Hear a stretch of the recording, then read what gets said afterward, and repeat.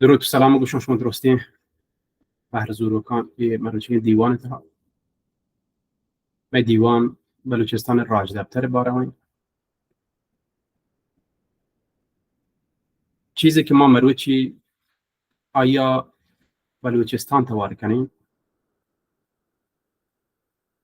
چه مردمانی نام سرا آیا شهرت و تیگفته معروف بوده که نامش بلوچه کشی که کدی بلوچستان نام معروف بوده و یه نام درستین یه سرزمینی که بلوچان ای تو کن نشتگن جاه کبته ایشی ما پدا دیماتی گپ جنه بله من تو یک سفر زمانی پیما شما رو پشتا برم چو او دا ما هچی تاریخ و راج دفتر باره وقتی خبر کنگاین چه پشتی نیه نگاه تاریخ باید مردم بیایت تا حال حاضر برسی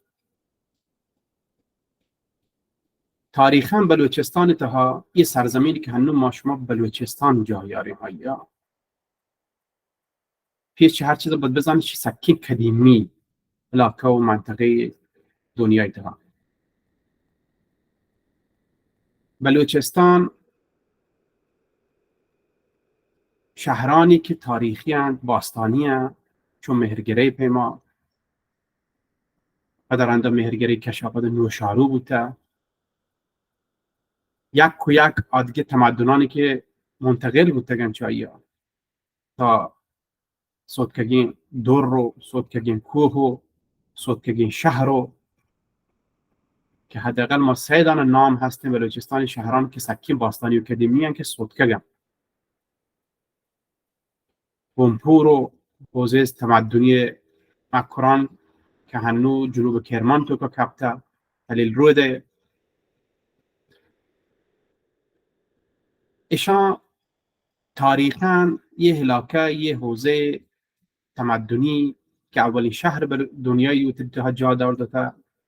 9000 سال آیی تاریخ گوشک بی لحظه چه تاریخ نگاران حتی آیتا 9000 پیش میلاد مسیح هم گوشن یعنی چیزی حدود 11000 سال که بالاخره مردمان رفته رفته چه حالت غیر شهرنشینی رفته رفته درخت تگن یا حتی شهرنشین بودن یا همه ادوات و تولزی که لازم بودن کشاورزی ها به شکل مرتب تری آنش ارک بگن حرفه‌ای استفادهش بگن تا شهرنشینی و حوزه چه تمدن همیشه تو شهرنشینی ها بودن وقتی یه جا شهری اردبی آبادی اردبی ای سرا الزاماتی نوکین یایتن این مردمی که یه جا جمع بودن شان رول و قانونی ضرورته یعنی یک قانون مداری ضرورته شان یک مردمی لوتیشن سر حکومت بکن شان بگوشه چیه بکنه چیه مکنه شان یک فورس پلیسی مانندین ضرورته که شان امنیت و سکیوریتی تامین بکن شان یه سیستم شهری ضرورته که ایتها بالاخره مثلا اگر آب فاضلابی هستن چه کجا بروتین سیستم لوگان هر کس و سرم اردش مکنته خب شان ما مهرگری تو که گندگانی وقتی ما چارم من بیسی که مروچی من روتون گشته در مورد ای خبر بکنم مسئله نژاد بلوچستان همین خاطر من وارد حوزه تمدنی تاریخی بلوچستان قدیمی نبودم من فقط یایم کم که گذراشون اشاره کنم که شون که رد ببی مردم شون بزانه اشاره ببی ذهن تو که خب این مردمانی که تمدنانش ارتباطه کی بوده و یه هلاکه نام سابقا چیه بوده ما چه آثار و مدارکی که تاریخی هم و پش کفتگن چه مثلا کتیبه آشوریانی که ساکن قدیمی یا چینیانی یا هندیانی کتابانی که بودتگن یا حتی زرتشتیانی کتابان که قدیمی پش کفتگن مناجاتان ما چه آثاری که رنده در دوره مثلا هخامنشیان مادان پیشایان در کپن پادشاهانی که یحتگن تو نامش گفته که خب من مثلا فلان جاگاه اینچو خراج گیرگام، اینچو یا من یه جاگاه مثلا تصرف کد یا من جنگ کو آیا از طریق شان تو تونه در بیاره که خب یه هلاکش چیه گوشته، نام چیه بوده. تاریخا ما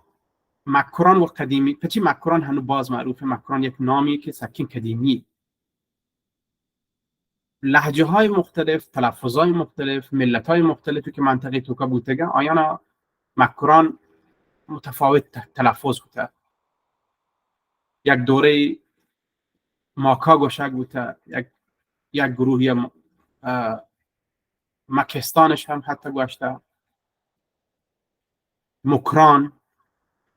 مکان، مگان، مکران، ایشان تمام تلفظایی بودن که در طول تاریخ تو که شما گندشان موجوده. اما مکستان یا مکرستان در حال ولی هرچی مکران نام گشته هنو پش کرده و شهرت پیدا کرده، در واقع عوامل مختلفی حتما تاثیرگذار بود سر این مسئله ها. اما ما را بغیر چه مسئله مکران در هنوگین جغرافیایی که بلوچستانی ما نام دهگاهیم، سابقا ما را دیگه نام هم بوده. همیشه بلوچستان 3 حوزه سر تقسیم بوده، 3 قسمت آیه بوده در تاریخ تو که در آثار و چیم تو که مردمتونی در بگیجیم.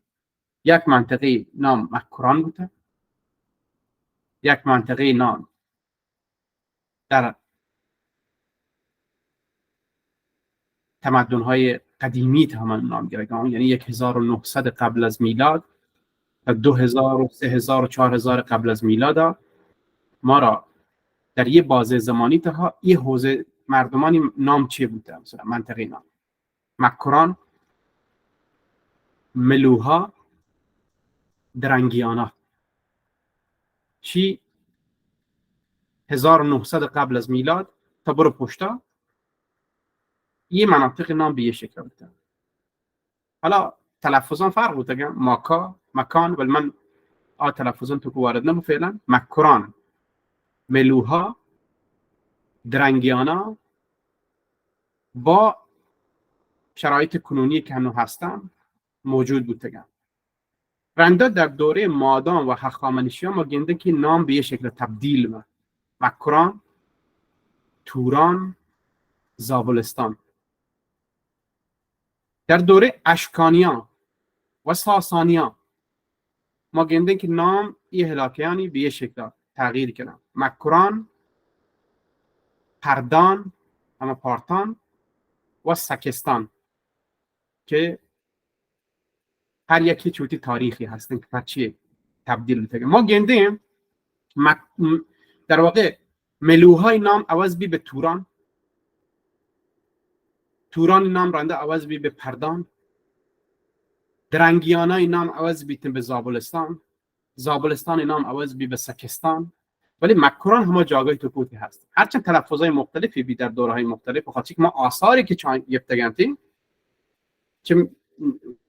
مختلفین ملتان و چه مختلفین زبانان ما آثار گفتگان. وقتی توی آثار چه مختلفین ملتان گیره خب چی عملا چی هم کن، خب تلفظی که هماین تلفظ کو تبوتی زبان حساب سرا یعنی در نویسندگان استفاده کنه. ولی آن چیزی که هنگت موجود مکران ما به همان شکلی تلفظ کنیم که می تلفظ می ساکنان خود بومی بلوچستان. به هر شکل این 3 هلاکه و این 3 منطقه در نهایت تبدیل بنتیم به چیزی که هنو ما آیه نام گیریم بلوچستان. ما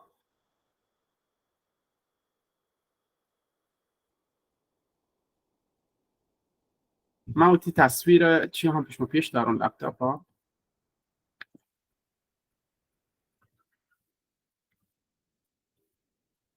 این نقشه این نقشه که شما گندگاهید، این نقشه جان هانسمانا ترسیم کده، یک مورخی که در مورد یافتن و درگیجه تمدن‌های قدیمی تحقیقی نوشتگی. آیی معتقدن که مگان چه مگان هچی و ملوها این دوی حوزه یارتگن ادا ذکر کتگن آیی گوشی که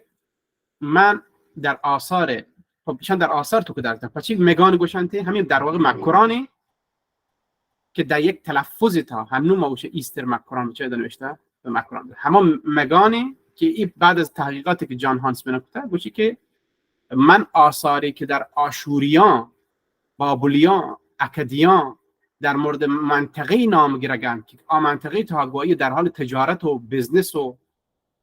مراودات اقتصادی و سیاسی بودگن یکی مکانی لحظه تلفظ مکانی کنن و یکی هم ملوها بوده این دو اینا جان هانسمن یک تحقیق خیلی مفصلی انجام دارند این نقشه هم پخش کردن نویسیتی گوشی که این دوی حوزه که هستن یکی ادانه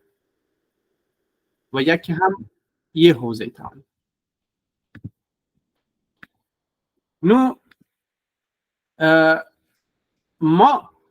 همین ملوهایی که ما هنو زانینی منطبق با سوتکگین کوه ملوهای معنا چی بوده؟ ملوهای معنا اسکوپارپولا یک نویسنده ای هم مطرحین یونانی گوشی که ملوها چه دراویدی و اصطلاحی در واقع گرگ بوده که مک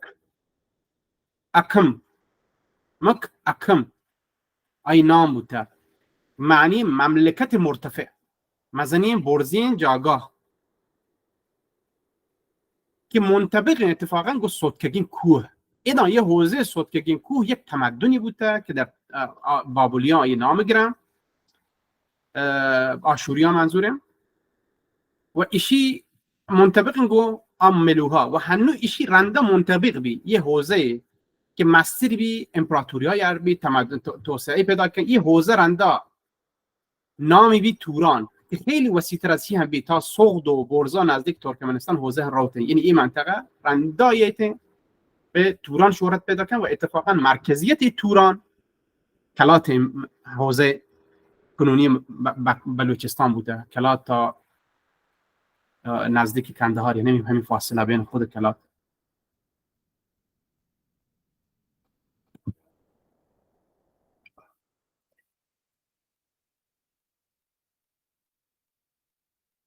درنگیانا هم آثار تاریخی تو که موجوده هرودوت هم آی نام گریت درنگیانا در مورد درنگیانا یا نویسندگان دیگه هم باز خبر کنن در نقشه های تاریخی تو که هم موجوده که این درنگیانا انگه نامی موجوده به نام زرنج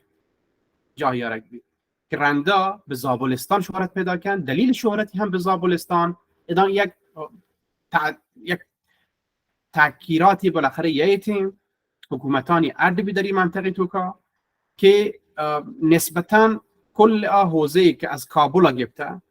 تا هنوگین چیزی که به نام سیستان جایی رگاین شان داره که یک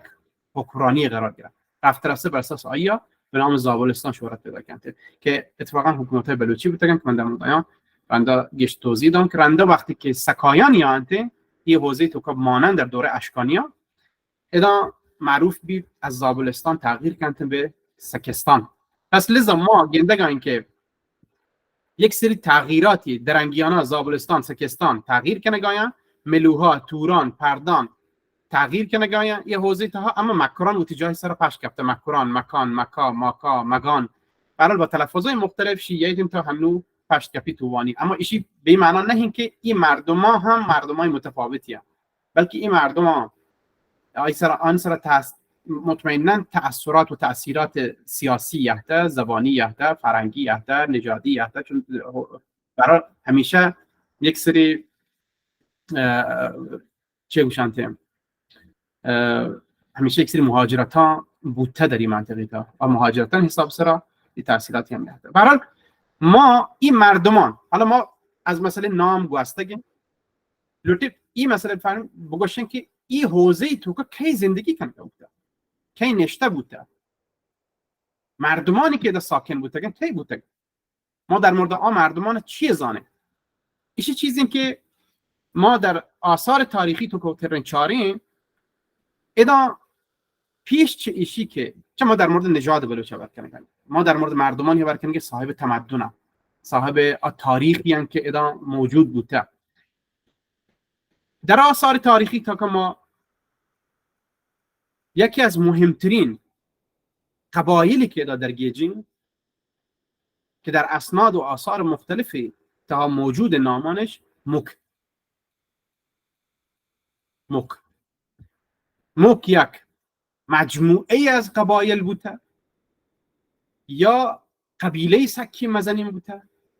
یا تمامی مردمان ساکن یه حوزهش در نهایت گوشته موک. یه چیز کامل برای ما واضح نهیم، برای ما روشن نهیم، اما ما زانین چیزی به نام موک در تمامی اسناد و آثار تاریخی تو که موجود به عنوان مردمانی که در زندگی کنگن، خصوصا دوره هخامنشیان که برای ادان تحت نفوذ آیا هم دریایتین و نوشه تحت تسلط و تصرف کامل، به خاطرشی که آیا عملا این منطقه تو که انگه هم من بعدا با آثار اسناد نشان دادم شما را حکمرانی های بلوچی بوده اما تحت نفوذ هخامنشیان که دریه آیا اتفاقا شه به یک ساتراپی در نظر گیرن، ساتراپ 14 و در ساتراپ 14 تو که نام گرفته که مثلا این منطقه تو که که زندگی کرده. هرودوت هم که حدود 400 سال قبل از میلاد یعنی بوده تا حدود 500 سال، بین 400 500 سال، که یک معروفه یونانی مورخی و تقریبا معروف به عنوان پدر تاریخ، خاطر که اولین کتاب جامع و کامل تاریخی که تاریخ نویسی کوتا یا هرودوت بوده. همین در دوره سلوکیان تو که زندگی کنه بوده. سلوکیان یعنی اسکندر وقتی این مناطق گیری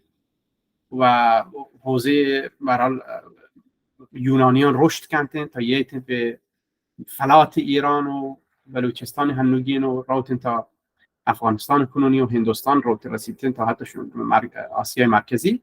برای بسیاری از نویسندگان هم در موردشان بعدا تاریخ نگاری کردند. ایشان توکا هم بونان مثلا چه یحته که در دوره هخامنشیان به عنوان ساتراپ 14 مردمانی که یک گروهی از مردمان در زندگی کنگا بودگن که یکی از این مردمان اما موکان نام گرفته. موک کسانی بودگن که به نظر رسی نام مکران بر اساس آیان شهرت پیدا کرد. پس به همین خاطر مردم تونی بگوشی که این مردمانی که نامش موک بوده به احتمال قوی موک برای تمامی قبایلی که موجود بوده احتمالاً به کار رفته، نه فقط برای یک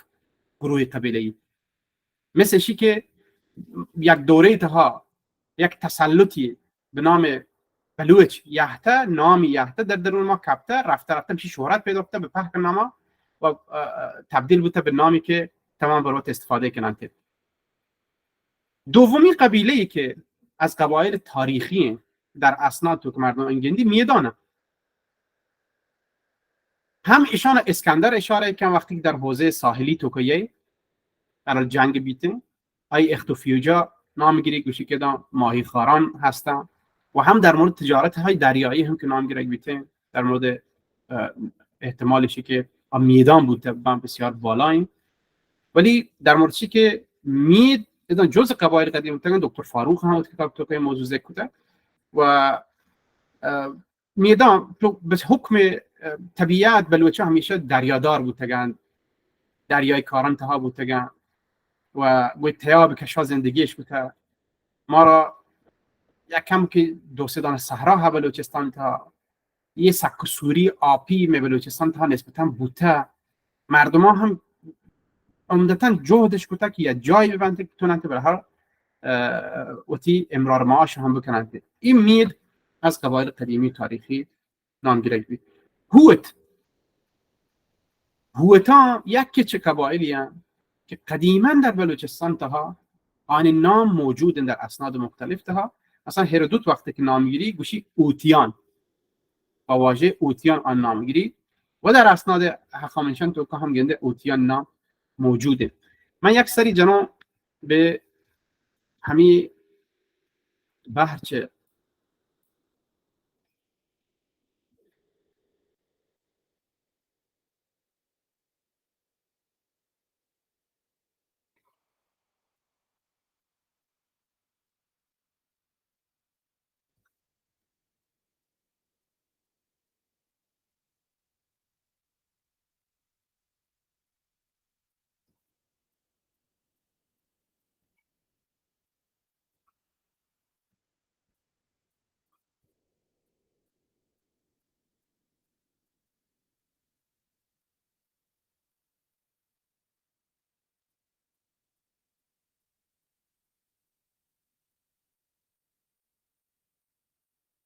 به هر حال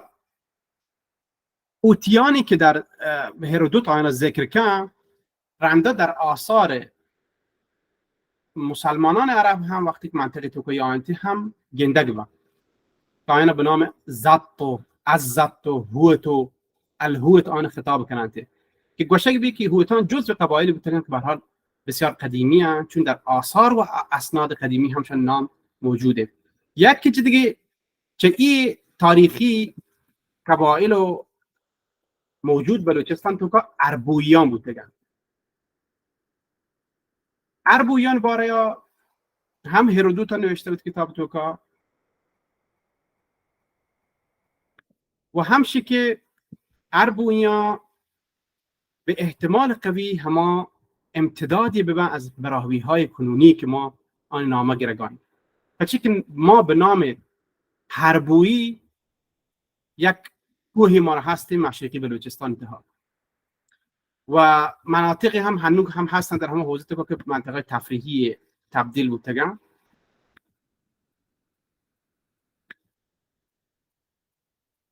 و حوزه جهلاوان و سراوان تها هم یک کوهستان تو که در اسکان بودن و حضورش بوده.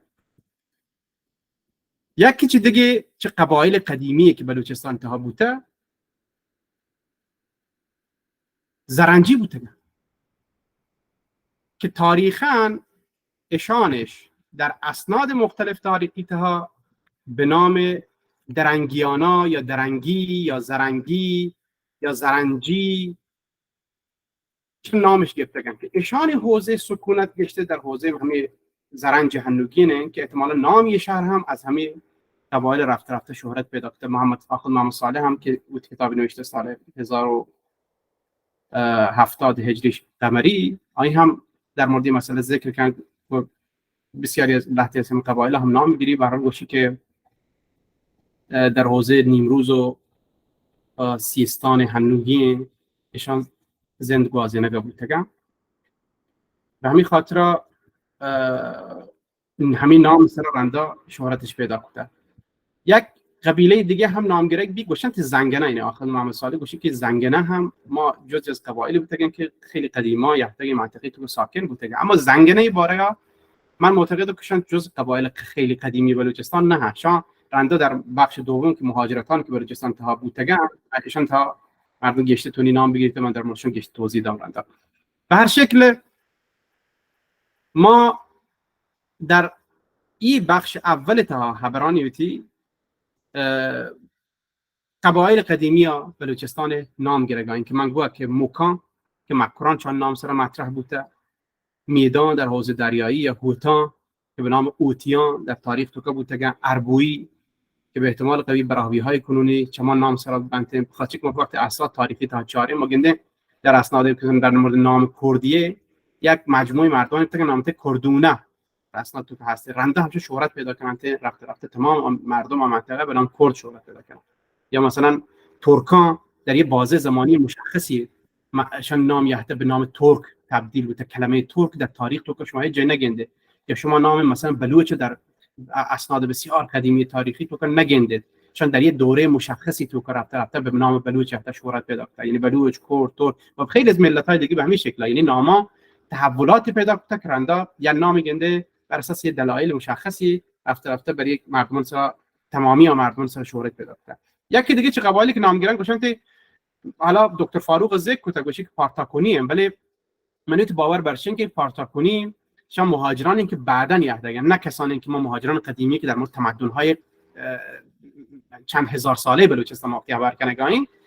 ایشان در تمدنان تو حضورش نبوده. یه ما چیزی که در مورد تمدن‌های سابق خبر کنیم به احتمال قوی موک، میر، هود، اربوئی، زرنجی ایشان در دوره تا گفتگان. هرودوت چند نفر دیگه هم چند قبایل دیگر نام هم گیری ساگارتیان نام گیری تامنیان نام گیری ولی ما نزانیم که ساگارتیان یا تامنیان شب کیان انگار دستی که بر من مشخص نبوده و خب گمان زنی های مختلفی که دقیقاً شب کجا زندگی کنه گفتگان در این پهنه 14 ساتراپی که نام گیره بودن که ساگارتیان هوشی همده بودن تامنیان همده بودن ممکنه نام رنده تغییر کنه ببیته یا تبی در زمانی تا و ممکنه که ایشان به هر حال نام مناطقی ببندین که اصلا در داخل کنونی بلوچستان تا هم مبند، ولی در این حوزه جغرافیایی سابق تا که نام گیره گوین بانان ساتراپ 14 تا که شان نام هم موجوده. ما لحظی مردم که نوکی احتاجن دیوان تا بر زور گایا من خاطری که کم که واضح تبی بیک ما در مچی خبر کنه گاین و کجا لتون برسیم من وتی اما پلان تشریح مسائل شمار پیش دارم.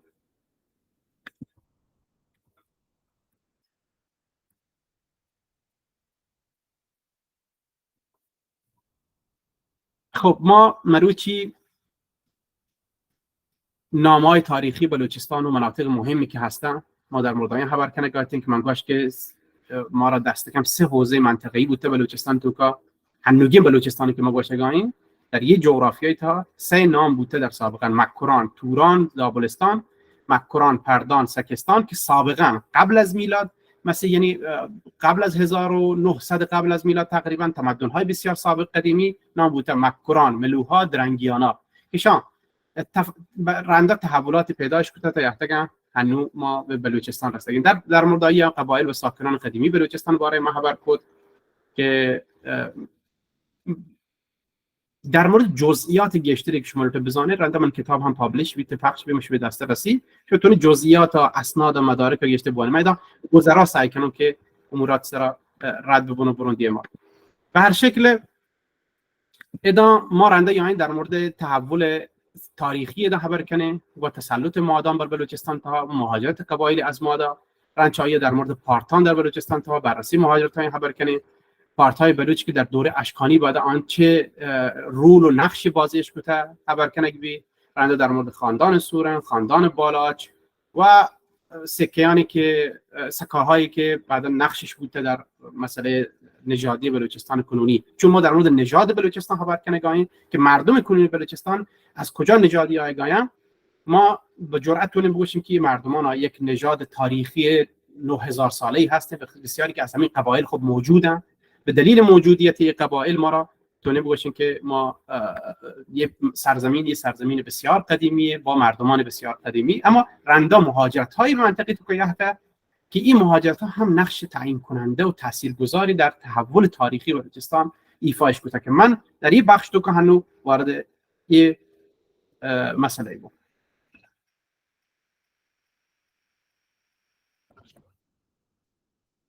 ما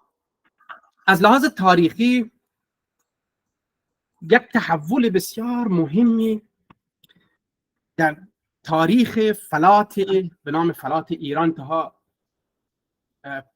پیش که آیی شکلگیری امپراتوری ماد اولا به عنوان یک دولت مادی ظهور کرد. رند دولت ماد گسترش پیدا کرد در دوره‌ای که گوشگبی که سومین شاهین اما آثار و اسناد و مدارک پیش داری که باید ایشی به نظر رسید که باید امتداد گشتری این ماجرای تها ببی به خاطرشی که چون حکومت 150 سال دستکن در مورد امپراتوری آن نام گرفت بی چطور ممکنه که در تمام امپراتوری 150 ساله تا 4 حاکم حکومت کرد اصلا چی عمر کرد و یکم که چون هر یکی زمان حکمرانی هم لحظه مشخص نه و آک مشخصشان جمع بندی کنه عدد کامل نبی به این خاطر یه بحث هستن که نام حاکما و پادشاهان دیگه ایده بودتگم پیش که اولین بنیانگذارش که به نام دیاکو در آثار و اسناد روایی و در یونانیان تو در مورد خبر کنه آشوریان در مورد آثار تو هستیم و در مورد آثار و اسناد ایرانیانی که هستن در مورد آیا خبر کنن. به هر شکل ما امپراتوری به نام امپراتوری ماد شکل گیری که یه امپراتوری ماد کلمه ماد و واژه ماد وقتی موجوده و گشتی این واژه هم ما گنده که در آثار و اسناد حوزه غربی فلات ایران در مورد آن خبر کنه اما در خود فلات ایران و یه جغرافیایی که موجوده یه حوزه تها اشان کیانی توار کنند کیانی که رنده به نام کیانیان وقتی جمع بندک بنده هم آیانا تبار کنند. پس ما ایدا یک گوندو که هردر که پوانی باید ایدا بله و بگوشن که ماد اساسا کی بوده گه چطور کشن نقش تحول ایفا کو و چطور کشن یحت امپراتوریش. من خیلی مختصر چیز رد بونم. مادا همیشه در حال یک نوع نزاع، تنش و درگیری با آشوریان بوده. ما وقتی سارگون آشوری سلمسر شان پادشاهان شاهنشاهان آشوری معروف که هستن، وقتیشان آثار چاره و نشانیانی که بیان کنه همیشه در حال یک نوع تقلای، یک نوع جنگ یا درگیری بین ایشان و مادان یا بحث کنند. مادا در اثر درگیری که آیان هستن گو آشوریان لحظی برشان گرگ با جنگ با نسکشی با کشک با پادشاهانش لحظی با جیانش عوض بی تا در نهایت هرودوت روایت اشین که گوشی بالاخره مادان یک جا جمع بودن، ماد کوچک و ماد بزرگ کشی ها اضافه کنتیم تاریخ مردوخ و همچنین آخوند محمد صالح کردگالنامک ایشون یارن گوشن که برای در نهایتشان به این نتیجه رسن که ما در مقابل آشوریانی که هر روز ما را جنگن، ما را کشگن، ما را بندگن، ما را نیاز هستیم که یک نوع اتحاد درونی شکل بدهیم و در مقابلشان ایستادگی بکنیم. برای این کارا هم ما را یک پادشاهی لازم و یایانت فردیا که در از اسناد یونانی و غیره به نام دیاکو معروفه، در اسناد ایرانی به نام کیقوبات معروفه، یایانت به عنوان شاه و انتخاب کنن. این فرد وقتی که به عنوان شاه انتخاب کنگ بی شیوه گویی تعامل کنگ بی که جایگاه شاهانی که مثلا آشوریان هستین به تقلید از آنها همه موقعیت بایی دیانده، یعنی مردمان دیگه نتونن آیه واسه که یک بارگاهی عرض کنن، مردم پشتکار راه روند در مقابل آیه توه کنگ اجازه نیسته، یک نوع تعظیمی در مقابل باید آیه صورت بگیری، هر کس دسترسی بایی پیدا نکنه و رنچ آیه این سلسله بنان این منطقه بنان یک دولت شناسایی بیتن که بر تمام حوزه یا که مادان حوزه این حکمرانی کرده که در مورد مادان دست کم مشخص که ایشان 5 و لحظه روایتان تا 6 قبیله نام گرانته، لحظه 6 تا 7 قبیله نام گرانته که ایشان قبایلی بودن 6 یا 7 قبیله که پهک متحد با یه حکمرانی یه حکومت در واقع این سلطنت بنیان علته که در بین ایشان آثاری که هرودوت همشان نامان گیری 7 قبیله نام گیری گوشی پارتاکم، آستروشاد، آریزانت، بوز، ماج، بود، دیلمان.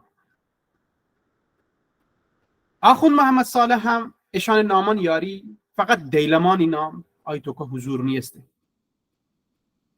پارتاکن،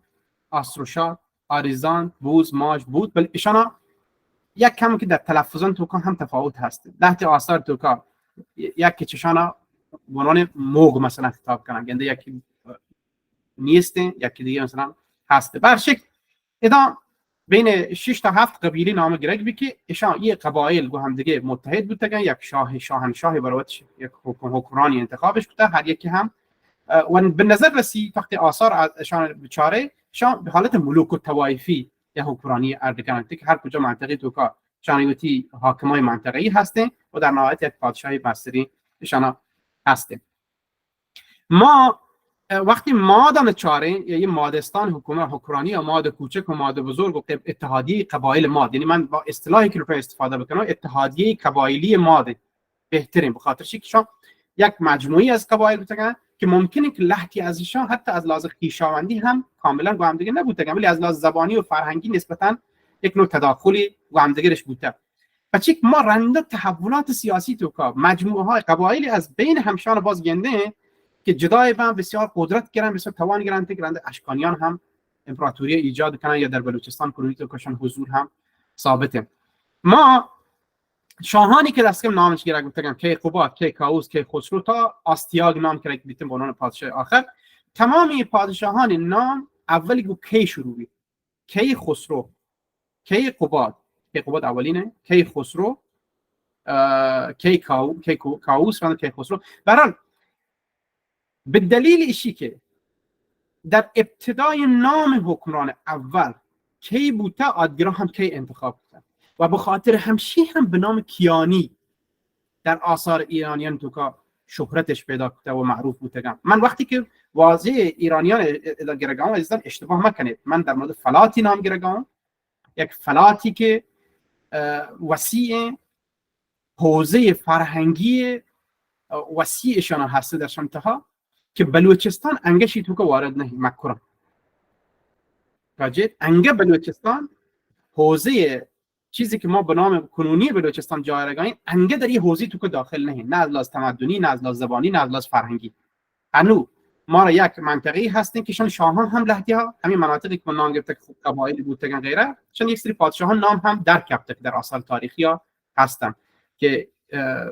مانیوم دست کم مثلا یکی از همه پادشاهانی که آثار تو که یاده که همین مانیوم نام مثلا آشوریان بود مثلا که چی کرده و مانیوم گنده پادشاهان مثلا مکران و گو ایلامیان متحد بنده علیه آشوریان جنگ کنن که سارگون گوشی من موفق بودم هر دونا شکست بدم. حالا ایشی پادشاهان این چیزا نویسم. به هر شکل ما این انگت در حوزه تمدنی یا فرهنگی که حوزه فلاتی و از لحاظ زبانی فرهنگی تا وارد نبوده، ولی یک تحولی ایجاد بی که تحول شکلی حکومت مادن، دولت مادن و دولت ماد اکسپند بی، توسعه پیدا کرد، گسترش پیدا کرد و یک گسترش در حوزه غرب کاملا در آثار ها باز در مورد خبر بوده، اما در حوزه شرق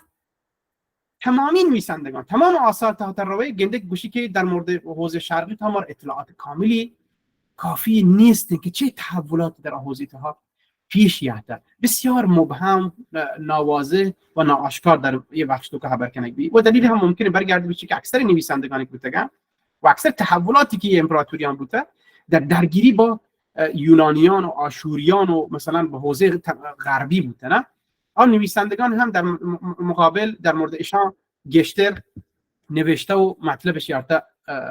یکجا بوده، اما ایشی که در دوردست تو که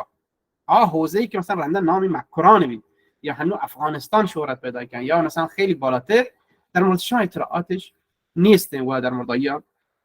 چیز زیادی ندیدند. ولی ما یه در مثلا دست کم ایشی تو در کتاب کردگالنامه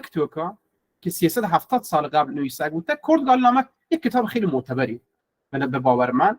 نویسنده‌ای چون کتاب قدیمی ما را دست کم از لحاظ کتاب تاریخی قدیمی که بلوچی آیی نوشته ببینیم،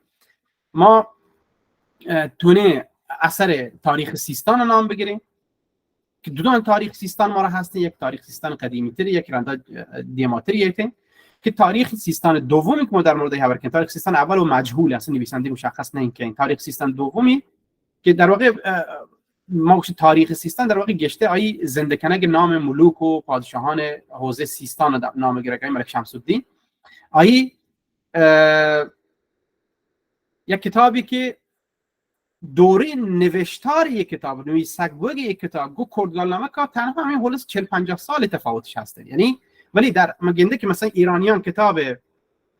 کردگالنامه توجه نده، آیا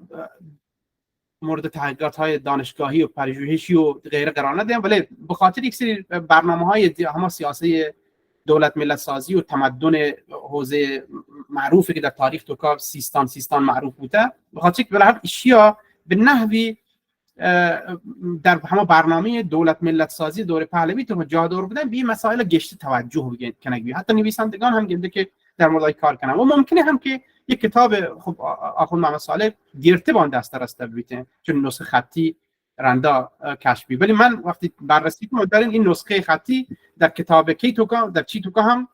هسته، این نسخه خطی مثلا در کتابخانه تهران توکا هستیم، ولی ما کمتی گندگان که در مورد یا تحقیق پژوهش صورت بگیره، در حالی که عمدتاً کتابانی که قدیمیه و تاریخی در آثار و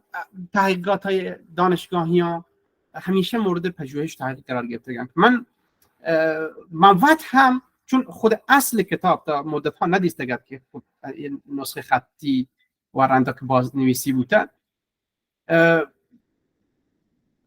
فقط ما کتابی وانتگه که آقای احمد زیه که احمد زی در مورد پیوند نژادی کرد و بلوچ کتاب نوشتگی، من تصور برشید که زیاد من جدی نگرفتم این کتاب، ولی چه چیزی باعث بود که مثلا کتاب آخوند محمد صالح یعنی کتاب کردگارنامه که کم که ارزش و قیمت بالاتری از دید علمی هم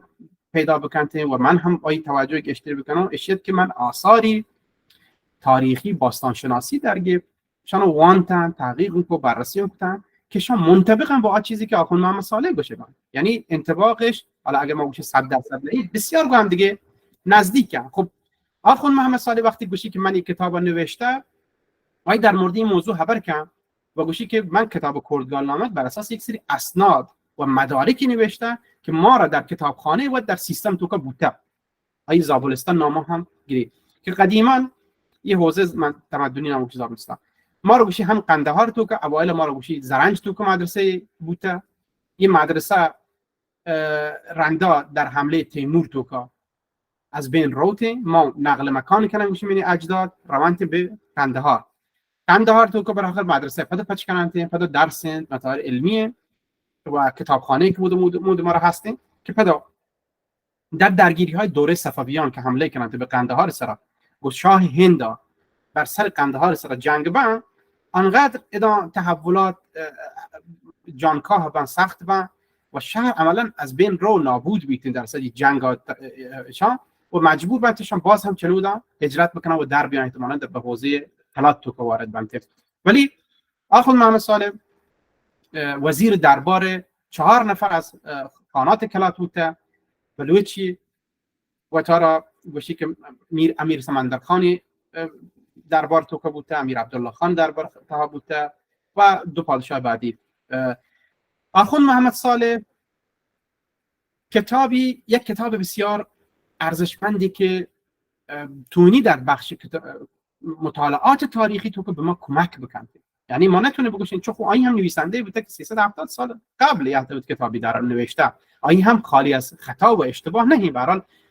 هیچ کس پرفکت و کامل نه. وقتی تحقیقاتان نویسنده در کنار هم قرار دهین تو 10 کتاب و 10 روایت در کنار هم اله شما یا بررسی کنه در نهایت گوشه که بهترین نتیجه ممکنه که مردم تونی از چی بگیرید چه چیزی تونی بگید، ممکن تمام اشراف کاملش نبوده، آیا هم بر اساس اسناد و مدارک چوتش دیسته و یا بعضی از عوامل محیطی سیاسی هم تونن تاثیر بده. مثلا ما نمونه چیزی که در آخوند محمد صالح کتاب تو که ما تاثیر گندگیش که چون آیی در دربار خانات کلات تو که وزیر اعظم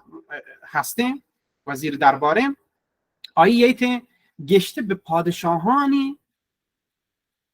و گشته به قبایلی اشاره که یا تمرکز که آن سر و در مورد خبر کنتی که در همه حوزه تو که حکمرانیش بوده. ای پدا یه نام گیری موشی پادشاه مکبران مثلا در دوره تو که فلانی بوده، در سیستان تو که فلانی بوده، شان نام گیری ولی گشته تمرکزی روایی گفتگویی تشریحی گنده که سر حوزه گورانه، در حوزه مثلا کلات کنونی بانان پادشاهی پایتخت قدیمی تورا. به هر شکل یه اثر مطلوب، یه اثر مهم باید مورد توجه نویسندگانی که در تاریخ بلوچستان کار کنگاین قرار بگیری و بررسی بکنن. بچه که ما در آثار باستانی مشابه با تشریحی که آن کنگاین ما گندگان شما بچارید ما حالا یک کاتی جنه دا برگردین دوباره تصویر را زوم میکنین سر مادام. خب ماد حکمرانی شکل گیری اور روایتی که موجوده روایت اشیه که مادام حمله کنند به بلوچستان گرم ما چون وقت بحث نژادی کنگاین من چون مطرح کنم موضوع من گوشم که مادانی قبایلی از اتحادیه قبایل ماد در بلوچستان تو کشان اسکان پیدا کنه که شان یکی از بزرگترین تحولات تاریخی بلوچستانش عملا ایشان رقم جته رندگی در تحولات تاریخی بعدی ها. چون یحتگن به عنوان آدمای معمولی نه یحتگن، ایشان به عنوان فاتحان یحتگن، ایشان ادام ماندگار بودتگن به عنوان حاکمان و حکرانان و رندا هم ایشان آثار و اسناد و نشانیان و غیره هم هنو در کفتگن، از سکه هم گفتگن، از خاندان مردم، حتی از نام پادشاه هم هنو در کفتگن که آخون منصاله و در کتاب توکا نوشتگن.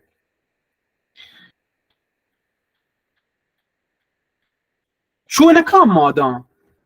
یحتگن من در آثار و اسناد، حالا غیر از مسئله شی که آخون محمد صالح موضوع اشاره کنگایم و در کتاب توکا با اسناد باستانی، آثار باستانی هم مؤید آیین که بسیاری از موارد تایید کردن نشان دهنده. ما در فردوسی کتاب تها، در اشعار فردوسی تها یه روایت گنده بچه دوره یک تفاوتی دا هست. آخون محمد صالح گوشی که امپراتوری ما در دوره کیقوباد رشد که تحت بلوچستانی گفته، ولی آدگی آثار روایی یا گوشن آدگی آثار تاریخی گوشن اینه که به احتمال قوی، چون حالی از ابهام آثار بسیار واضح نه، به احتمال قوی رشد امپراتوری ما در دوره سومین شاه ما بوده، در دوره کیخسرو، که در آثار یونانیا آیا گوشن هوخشتره، تلفظش هم چونه وقتی که نام میگیرن گوشن هوخشتره، ولی هوخشتره هما در آثار اینگوری به زبان مثلا مادی، پارتی، پارسی، بلوچی کنو گزده آیه گوشته مثلا کیخسرو. نو این کیخسرو کین ما کیخسرو و جنگ کیخسرو با شاه مکران و در فردوسی تو که دیستم فردوسی به مثلا اشاره کرد که با باور من دوره‌ای که مادام وارد بلوچستان بنده فردوسی همه دوره ها داری تشریح کرد. ما را که کیخسروی دیگری در دوره اشکانیان هستیم، ولی این کیخسرو آیا همه کیخسرو تونی ببین؟ یک کیخسروی دیگری ما را در دوره ساسانیان هستیم، آیا یک کیخسروی که در شاهنامه تو بیاته همه دوره ساسانیان اشاره کنه؟ به باور من نه. چی دارید کیخسروی دوره ما دا اشاره کرد، چون شاهنامه هم گشته در حوزه کیانیان، سلطنت ایشان و امپراتوری اولی که با افتخار همش در مورد شاهنامه تو نامگیری به کیانیان بحثیته و تمامی پادشاهی های بعدی، تمامی امپراتوری های بعدی کیانته به نحوی تلاش کنند که کوتر گو کیانیان وصل کنند. دلیلش اینه که اولین امپراتوری بوده، اولین حکمرانی بزرگ بوده در این منطقه تو و ایشی اما یه هیبت و عظمتی که یه مردمان نبود در مقابل آشوریان ایجاد کن، شکل داده و در تمام روایتان تو که مثلا سینه به سینه شی نقل بی ذکر بیته و ایشی باعث بی که پادشاهان بعدی همیشه تلاش بکنن که وطار به نحوی منتسب بکنن به کیانیان. اما چیزی که در مورد خسروی که در مورد اشکانیان داره، ما خسروی اشکانی معروفه، یعنی آیه که اشکانی کلمه یه کنن که اشتباه گرگمه بگو خسروهایی که در دوره‌های ساسانی بوده یا خسروی که در دوره مثلا کی بوده مات بوده، چون دوره تا فاصله بازه ها 1000 سال. ما خسروی که در دوره اشکانیان هستیم در آثار تو که یافته که خسرو جنگ کن با شاه مکران و شکست و آخر منصاله کتاب تو بیارته. ما نتونیم خسرو دوره اشکانی اصلا در لحاظ در بیاریم، چون حتی بعدا تسلط هم پیدا نکنه در این منطقه تو. در خسرو دوره ساسانی حالا بحثی بعدیه که ما در مورد چه کنیم، اما خسرویی که من گنده گامیدم که در آثار در شاهنامه توکا که خسرو معروفه و همه کیان که من گوشتم که پادشاهان ماد بود تگن، کی قباد، کی خسرو، کی کاووس که کیانیان چمان نام سر مطرح بنده. این کی خسرو داستانی چیه؟ من خدمت شما خود براشی که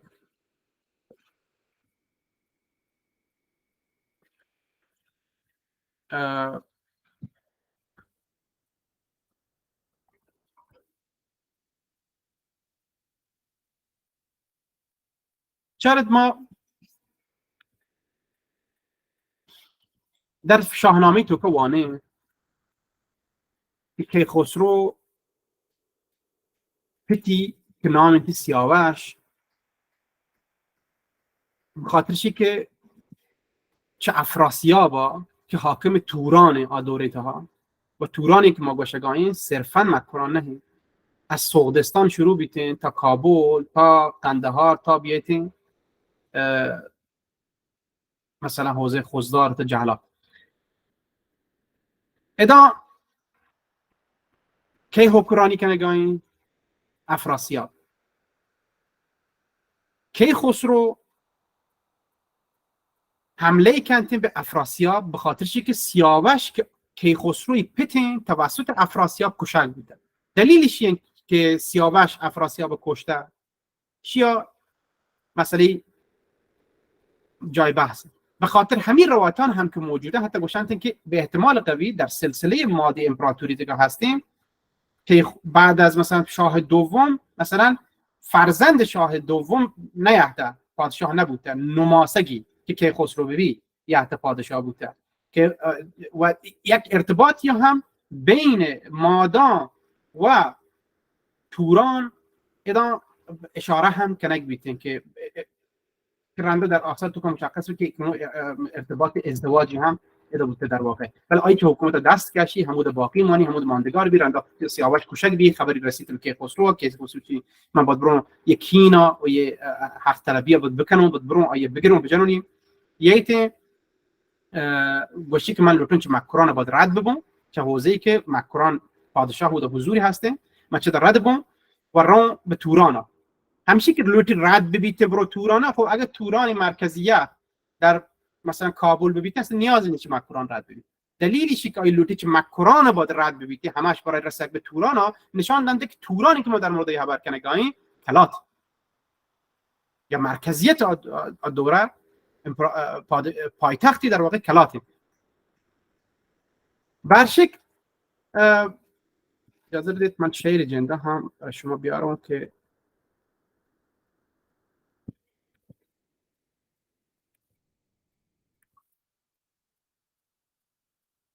خب ما ادا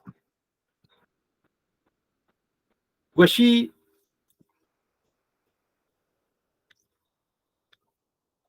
فردوسی گوشید که کیخسرو شاه توران شاه مکران از ایران بشد تا به توران و چین گذر کرد از آن پس به مکران زمین ز مکران شد آراسته تا زره میانها ندید هیچ رنج از گره. همزمان باید اکسپت میکنم کسانی که وارد جلسه بود باید.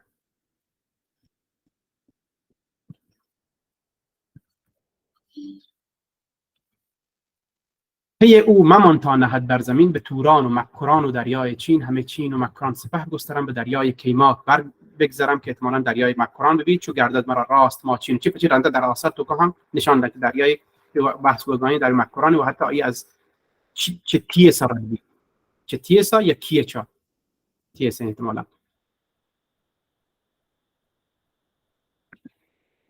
ادمین گروه بعد یکی دیگه از شما دوستان میتونه. خب فردوسی گوشی که کیخسرو که ما هوخشتره در آثار ماد چیه شاه ماد گو افراسیاب تورانی به حال در سر این مسئله سر جنگ با بحث به جای رسید که باید که کیخسرو شاه مکران حمایت داشته بی شاه مکران حمایت نکنه و نیلوتی سرزمین تامن رد ببه و درگیر بانگو هم دیگه که در نهایت شاه مکران شکست خورد. خب بدو گفت ادا جواب شاه مکرانه گوشی که بدو گفت با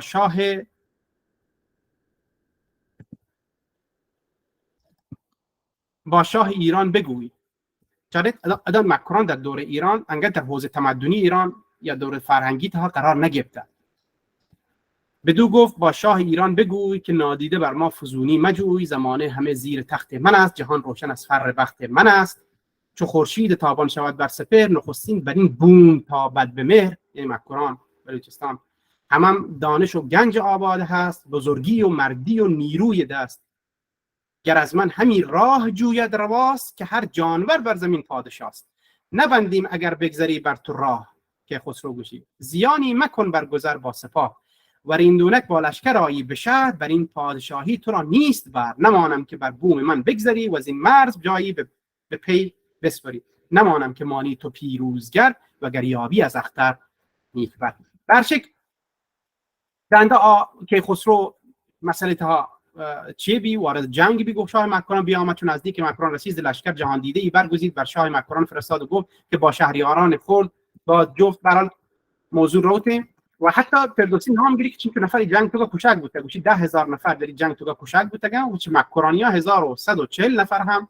اسیر بود دست که خسرو ز مکران طلایه بیامد به دشت همه شب همه گرد لشکر بگشت و آن انجمن کشته شد 10,000 سواران و گردان خنجرگزار 1140 گرفتار شد سر زندگان پر ز تیمار شد.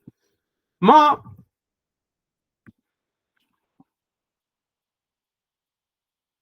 خسرو وقتی که تسلط پیدا کرد بر مکران سر آیی دست به تاراج جنه بلوچستان از این پس دلیران پرخاشجوی به تاراج مکران نهادند روی جهاندار سالی به مکران بماند ز هر جای کشتیگران را بخواند یا کشتیگران به اشکش بفرمود تا با سپاه به مکران بباشد یکی چندگاه. اشکش یکی از فرماندهان کیخسرو بلوچی نه یعنی حوزه بلوچانی که ما در تاریخ بلوچستان وقتی که ما قبایل قدیمی بلوچستان نام گرفتن و ایشی که یک منطقه بالاخره مستقلی جایگاه خاص وقتی هستن پادشاهان وقتی هستن تو موقعیت هستن این اشکش کسی که فرمانده لشکر کیخسرو در نهایت مسلط بیته و نکته جالبی که هستن گوشی که چه خسرو ز دریا به خشکی رسید نگه کرد هامون جهان را بدید همه شهرها دید برسان چین زبانها به کردار مکران زمین چون روت یه قسمت دیگه گندی زبانش فرق کنه. بعد از آیه ماجرای شرح دم که نکته جالبی هستی که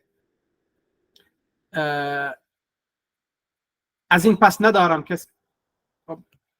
شاید در وقت من باز وارد تمامی جزئیات کنم پچی یه جلسه به احتمال قوی ممکنه خسته کننده ببی برای شما اگر من باز وارد تشریح جزئیات ببون ولی من کلیات ماجرا عرض کنم شما خدمت که اشکش کیخسرو مختصر مفید چین که کیخسرو بر اساس روایت کیگوشگانی شاهنامه گوشگانی گوشی روتین تا چین و ماچین رنچای پچتری مسیر رفت 1 سال طول کشی مسیر برگشت تو که 6-7 ماه تو که یه تم پاچی که به قلوتی گوات آیه یاری کته کمک کته با سرعت باد برای نتیجه ایشی بوده که 7 ماه تو که یه کجا لنگر جنتین تیز مکران تیز توکا مکران بلوچستان ادام لنگر جن وقتی که یه ساحل تها اشکش یه گو هم بزرگان مکران جمع کتگن در 1 سال تو که اشکش بوده بوده در حال عملا در یک نوع حالت سرکوبی بوده یعنی هم قبایلی مطیع کتگن سرکوبی کتگن هم در نهایت یک نوع وقتی که کیخسرو که یایته آیه پیش در وچه ما ادام منطقه کامل تحت تصرف کنترل و این هم بزرگان ادام یحتاجن تی استقبال تها آیه خوشحال بیت خوشنود بی برشک ادام در آثار تها مثلا حتی نام یحتاج تیست توکا فرود یایته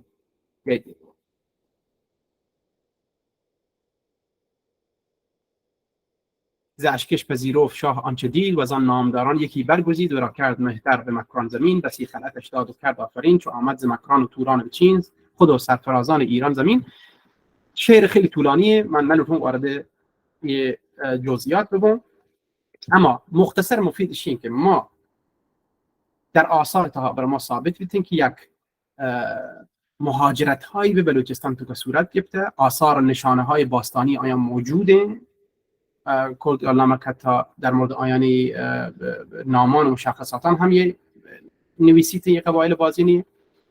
و بعد ما وقتی در آثار تاریخی دنبالشی گردن که شما اگر یحتگم منطقه تو با چه صفتی یحتگم به صفت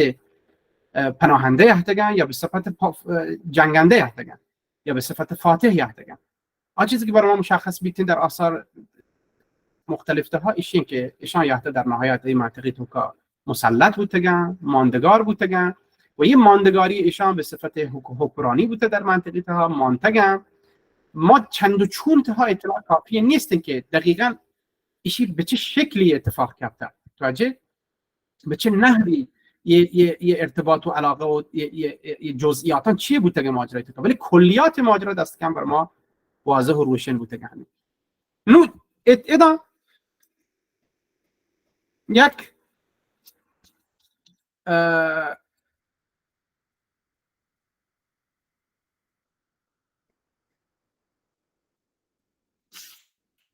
ما یک گامی فکر کنم که باید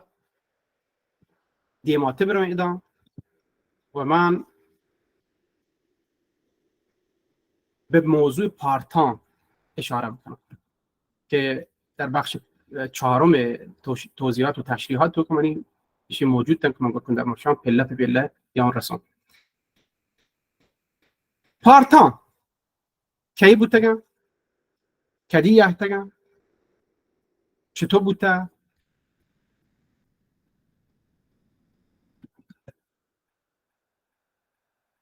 پادشاهی پارتان حدود 25 میلادی 75 میلادی اسخای کنم برای ما ثابته، از آثار باستانی ثابته. توجه این پادشاهی از آثار باستانی برای ما ثابته، پادشاهی پارتان. این پارتان پادشاهی در بلوچستان تها سکیانش موجودن، نامانش موجودن که با همین ناما آخوند محمد صالح گنده که ایشانی مشخصاتانی یا ذکر بگم.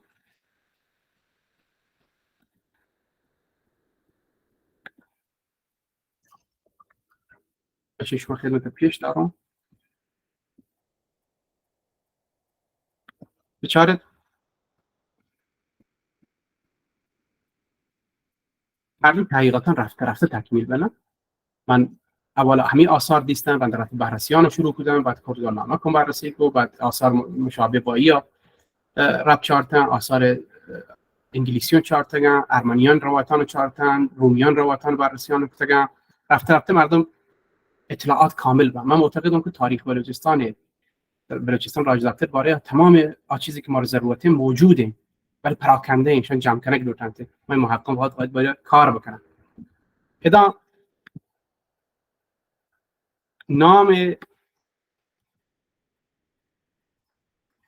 نام پادشاهانی که ما دست کم در آثار باستانی تو که بایان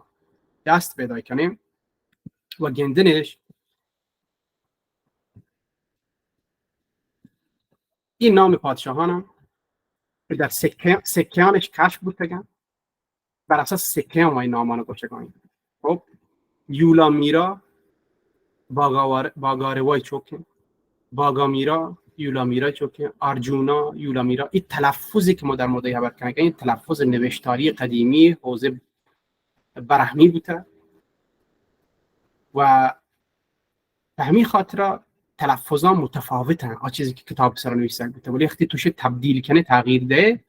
یه ناما این مشابه با همون نامانی بنتن که مثلا آخوند محمد صالح یا ذکر کنه که فاکی ناما رو یک نوانو ملت چه نامان اشاره کنه که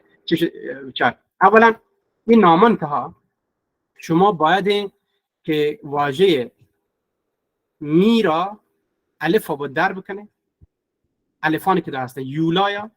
میرایا الف در بکنه یه بی یول میر در واقع هم میر یول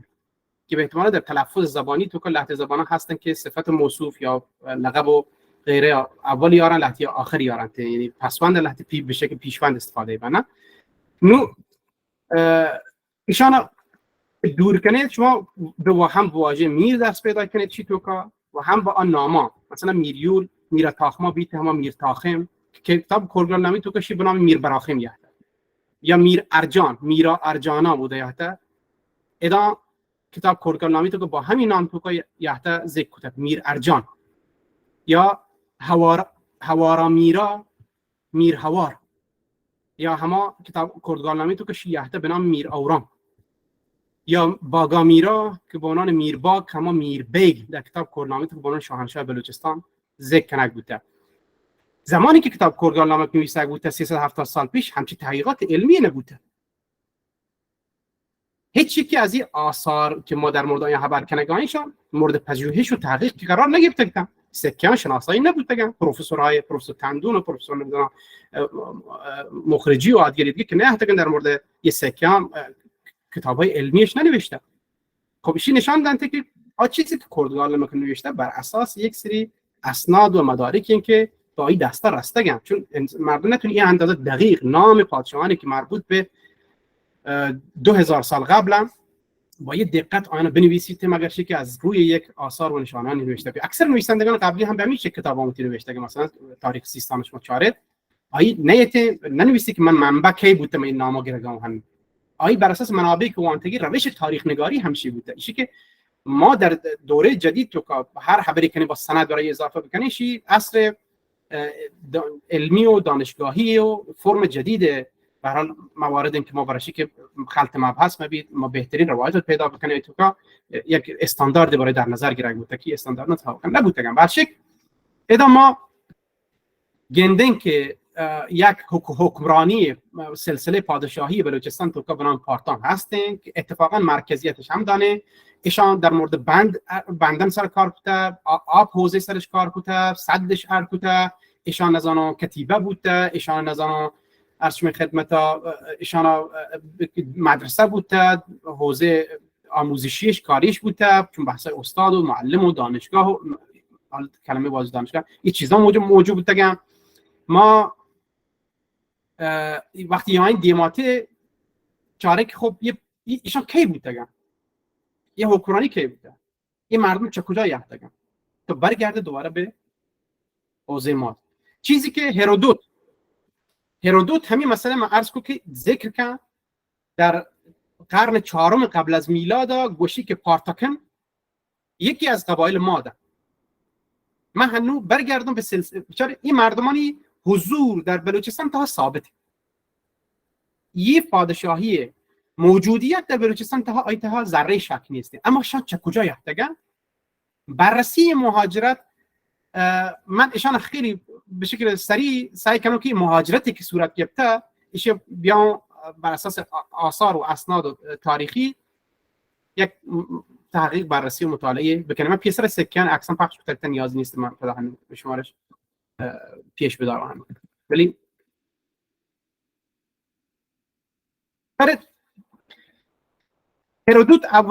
هرودوت او کتاب تو که وقتی در مورد خراجگری هخامنشیان خبر کنته دو قبیله دو گروه ناما به نام پارتاکن همزمان گیری که یعنی در بخشی که خراج گرگن چه مادان حوزه دوره تها پارتاکنان نام یاری و بعد در مورد خراجی که هخامنشیان چه حوزه مکران گرگایان بازن پارتاکنان نام گیری.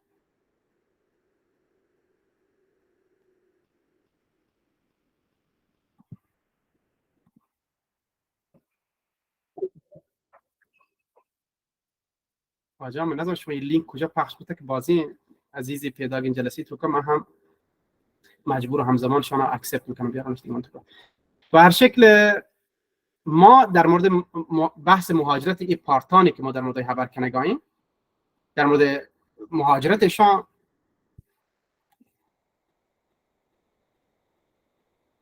و چگونگی مهاجرتشان زمان ایشان به شکل علمی داره مطالعه کنه بررسیش کنگاییم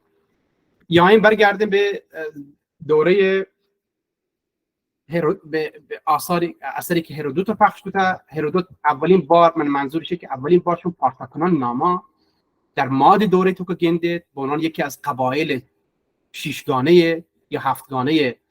که اتحادیه مادش امپراتوری مادش دسته بوده حکمرانی کنگا بوده. بعدن شان اکسپند بند توسعه پیدا کننده بلوچستان گرانته وقتی گرانتی هم چون نام باز در بلوچستان تو که گندگ بی مادان امپراتوری بعد از چی که از بین روته هخامنشیان رو کاریان در دوره هخامنشیان دو دانه پارتاکن نام گرگ بودن هم یک گروهی در دوره در منطقه مادان و یک گروهی از شان در دوره در منطقه بلوچستان یکشان ناما یاینت و در آثار تو که ظاهر بود. بعد مثلا از زمان بندی ایشی مربوط به 650 قبل از میلاد بار اولی که ما پارتاکنان ناما اش کنیم یعنی 600 قبل از میلاد، 650 قبل از میلاد، حتی ما پارتاکونان نام در جنگ با آشوریان گنده. آشوریا چندین بار این موضوع شکل گرفته و حتی لحظه چمی پارتاکونان احتمالاً در اثر مرابطات تجاری یا در اثر جنگ یا در اثر صلح برای حضور آیان در منطقه چی رنده ثابت بیته در آشوریان منطقه توکا. خب ما مثلا شهربی چهاردهم ساگارتیان، زرنگیانا، تامنه ها، اوتی ها، موک ها، ساکنان جزایر دریای اریتره که ما احتمالاً میدان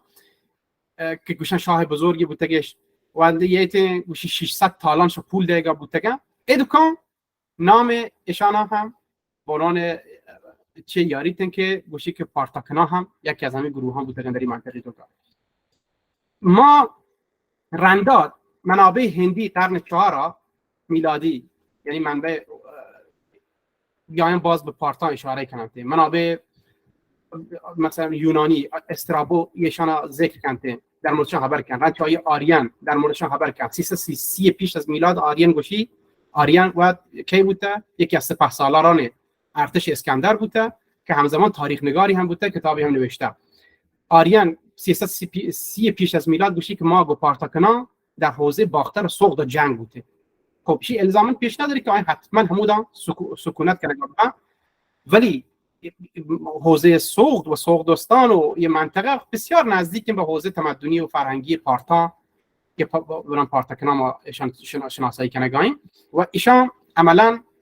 در حوزه تو گوشی گما درگیر و جنگ ها بودتگم. رندا 321 قبل از میلادی در میلادی سلوکیان فیلیپوس باز پارتان نام گیری و گوشی که حاکم ماد یایت برای پارت سر حمله کنته، پارتا گریته بعد آی تلاش کن چای جدای بکنته و پارتان درگیر بن جنگ و استرابور اند پس سال 1187 میلادی قبل از میلاد 187 قبل از میلاد باز پارتاکونان نامگیری گوشی که آنتیخیوس سوم پارتاکونان کشته. عین همین روایت که استرابویی که بیانی کنه این گوشی که 187 قبل از میلاد پارتاکونیا جنگ بوده، گو آنتیخیوس سوم و آنتیخیوس سومش کشت یکی از سپهسالار ارتش روم. این همین روایت کتاب آخوند صالح در کتاب توپیاری گوشی در این جنگ تو که 40,000 نفر از بلوچان گو اشکانیان دوره بیتنا، گو اشکانیان هورا گو سلوکیان جنگ کننده آنتیخیوس کشک بیته. آیسادر یک مورخی 25 قبل از میلاد پارتاکونان نامگیریته و گوشیشان در منطقه سیستان ساکنه. آی گوشی سکستان یعنی چی؟ تو تاریخ وقتی یاد چارید شما گنده این مردمان هی داره جهل تریایانه، یعنی یه دوره که در دوره آشوریاشون نام گرفت بی، در دوره مادشون نام یافتین، در دوره مادان جن که بعد از آشوریانا ایشان نام باز در دوره منطقه مادان ذکر کنگ بی، باز در دوره مثلا هخامنشیان گندک بیتن که ایشان هم در دوره مکر هم مکران تو که سکونت کنه گایا، هم در حوزه ماد تو که سکونت کنه گایا. در دوره بعد اشکانیان تو که گندک ایشان گو کی درگیرن جنگن گو سلوکیان در حال جنگن. در بعد از آیه در حوزه های 25 قبل از میلاد تو گندک آثار دنیان گوشن که ایشان اصلا بلوچستان ساکنه. نویسندگان که گوشن مثلا اکثر نویسندگان رومی و باستانی و ارمنی و شام در یا مثلا سال 70 و 78 میلادی، یعنی همه بعد از میلاد ما گوشن پرپیلوس مثلا که مورخی آیه پدا نویسی که گوشی که پارتان منطقه در از مناطق کنونی مثلا هم حوزه گوشن مکران یا هم بلوچستان کنونی ذکر کنته. پتلومی مورخ دیگری آیه پدا گوشی که ایشان حوزه در حوزه گدروزیان یعنی بلوچستان کنونی در چه سالی؟ همین حوزه سالهای 100 میلادی. بعد در سالهای 262 میلادی نقش رستم کتاب تو که شاپور اول ساسانیان دوره باز یه نام همین پارتان یه پارتکان گوشی که در حوزه مکران و هند تو که ساکنه. باز رنده در نویسنده پیکولی نارسی دوره تو که مثلا که ساسانیان دوره این گوشی که مثلا پارتانشاه ها وقتی که داتایولای که احتمالا داتایولای دوم ببینید ما اساس تاریخی که پروفسور تاندون چیز ذکر کرد گوشی که پیروزی نارسه یکی از همین پادشاهان ساسانیه بر اوتی ادگه مدعی سلطنت که برام بهرام بی تبریک گوشی که احتمالی هستن به دلیل اختلافاتی که بوده به خاطر مسائل مختلف دیگه که آیان گو بهرام سوم در جنگ بودن پارتا ایشان محل سکونت بلوچستانه ایشان تبریک گوشن ته نارسیا بر آینی پیروزی بر کیسرا. خیلی وقتی تو تاریخ من شروع کنم، وقتی من شروع کنم تاریخ خیلی روایی بیان کنم جذاب به نظر رسید، اما وقتی دونید تاریخ تا اسناد و مدارک تا وارد به یکم که بورینگ بی مردم احساس خستگی کن چای من امیدوارم شما خستگی نکنید. من ایشان گوشه گام که فقط یه لحظه شما ذهن لحاظا ایجاد بده که ما از لحاظ تاریخی و باستانی و مدارک مختلف ما شان مهاجرت برای ما دست کم ثابته و اظهر من الشمس بوده دیگه تقریبا برای ما کشین احتاج ندام اسکانش پیدا کنه و ماندگار بوده کنتر رفته نو شاید ضرورت مبی که من بیام باز در مورد گشته در مورد بررسی مهاجرت یه قبایل خبر بکنم که مثلا برای ما دیگه پهکان ثابت بود نه ما یعنی به یک گام دیماتر ریم نو همین پارتانی که ما در مورد این خبر کنیم واشن آثار ما در گفتگم بلوچستان تو حکمرانیش بوده و ما آثار گندگان که مهاجرت بوده و آثار شیوه مهاجرت از چه دوره‌ای بوده چه زمانی بوده به چه شکلی بوده مثلا توضیح دادم که اولین دوره مهاجرتی که شان عملاً یانت در این منطقه تو اسکان پیدا کردن در واقع مهاجرت اصلیش در دوره مادان امپراتوری مادان و بعد از آیا حتی در آثار هخامنشیان که بعد از مادان هم ثابت بیت که شان در قبل از اشی که برای در دوره هخامنشیان بهشون نام در بلوچستان تو گندگی بی خب چی پیش داری که در دوره مادان تو که تسلط که پیدا بیت که قبادشان بر اساس روایتی که آخوند محمد صالح بیان کنتی یا انت بر مسلط به در نهایت ایشان هم ماندگار به حکمرانان بلوچستان به هم ادغام به بعدن زبان و فرهنگی که یارانت گوتارا تحت تاثیر الیت مردمان منطقه چرا رنچ آیا همین ما بر همین اصل سرا ایشان یک حوزه نژادی مهم دوم بلوچستان شکل دهم. چون من در تاریخ بلوچستان من به اساس چه نژادی بیان کنم یعنی ما گوشه گایم که بلوچستان یه بلوچی که هنو موجوده شون نژاد چپوده پس ما هنو به دو مسئله یحته دو موضوع مهم ما یحته بیان کنم و رستگی یکیشی که ما را قبایل بسیار قدیمی و تاریخی بلوچستان تو هستن که ما اصلا نامان آیان گوشتن دو میشه که ما را مهاجرت بسیار مهمی که تحول بسیار مهم تاریخی در بلوچستان تو که ایجاد پیدا شکل گرفته که در دوره مادام بوده آخوند محمد صالح گوشته که ایشی در دوره کی بوده کیقوباد بوده ولی آثار روایی آثار تاریخی دیگر به نظر رسید که در دوره کیخسرو بوده و من وقت تایید کنم که به احتمال قوی که در دوره کیخسرو بوده و جالب شد که در دوره مادام تا حتی کیخسرو چون قبل از کیخسرو کیکاووس بوده کیانیان دوره کیکاووس وقتی شاهنامه در مورد دوره کیکاووس و شاه مکران خبر کرد گوشی که شاه مکران ارتباط خوبی با کیکاووس هست کیکاووس رابطه گو شاه مکران خوب بوده اما کیخسرو که شاه بعدی رابطه گو شاه مکران خوب نهی چه دلیلی احتمالا اتفاق کرده که کیکاووس رابطه گو شاه مکران خوب این کیخسرو رابطه خوب نه که رنده جنگ بنتی کوشک با ممکنه دلیلی چی بیتن که شاه مکران در آی دوره تو که گو شاه تورانا که افراسیاب بیتن هم پیمان بوده یا ایشی که احتمالی هستیم که سیاوش که پتین کیخسرو و کوشک بیتن در واقع به دست افراسیاب در این مسئله تو که کیخسرو احساس کنده که شاه مکران احتمالاً در تمایل و در حمایت از شاه تورانه به همین خاطر این جنگ درگیری در بینشان پیش که هرچند که رابطه خوبی هستش در دوره کیکاووسا گوهندگی که در شاهنامه تو برای موضوع ذکر کنم من نتونم کامل تمام جزئیات رو وارد کنم ایزا وقت محدوده من نمیتونم که ما به کل مباحث خود مرسیم شما تون رندمانی کتاب من پابلش کنم شما کتاب با آثار و اسناد و مدارکی که هستن شما رندی مطالعه کنید بانه به هر شکل ما تا مختصر مفیدش این که ما قبایل تاریخی بلوچستان تمدن‌هایی که شکل گرفتگان نام‌هایی که بسیار قدیمی در حوزه بلوچستان تو بودتگان ماشان ذکر کردم بعداً نو ادا ای اولی خبرانی که شما رو گوشتن که کم که برای شما منطقی تر بنه که پچی ما تاریخاً مکران ملوها درنگیانا نامای تاریخی بودتگان که ادا موجود بودتگان بعد بر منطبق با همشش ما گنده مکران توران زابلستان اردبیل خب این مگه که دوره ماد و هخامنشی تا یک واژه برای ما گنده که توران و زابلستان ادا مطرحین در حوزه هنوگین بلوچستان تا. بعد در دوره اشکانیان هم که واژه گنده که اضافه بیتین نام پرتان یا پارتان پردان هم در آثار توکا اضافه بی. سکستان هم در دوره اشکانیان اضافه بیتین، یعنی نام زابلستان به سکستان عوض بی، نام توران هم به پارتان عوض بشی. در چه زمانیه؟ در دوره اشکانیان. من مهاجرت هایی که در بخش تو که صورت گرفته یه رستکتم من کاملا ذکر کردم. هنوز ما وارد به فاز توضیح و تشریح وضعیت بلوچان در دوره اشکانیان. خب ایشی یک دوره بسیار جالبی، جذابی، بسیاری از یه چیان پش کفتگم آثار و نشانه، ولی کمتر من دیسته که محققی به موضوعات اشاره بکن، تحقیق بکن، بررسی بکن یا افشان در بیارید از کتب تاریخی و آنسر کار بکن. من یه بخشا هنوز برشون خدمت ها یکم که گشته وضاحت دادم. یک چیزی قبل از هر چیز من ادام توضیح بدم که پارت و پارس فرق کنه، چون دو قوم و یا قبیله یا هر چیزی که نام میگیره دو اتنیک گروپ مختلف بودن. پارتان حوزه حکمرانی بالای دشت کویر لوت،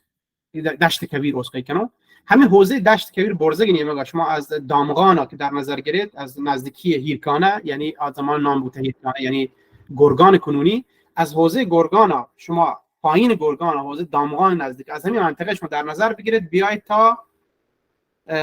برزا به ترکمنستان کنونی و یه سمت به خراسان کنونی برسید.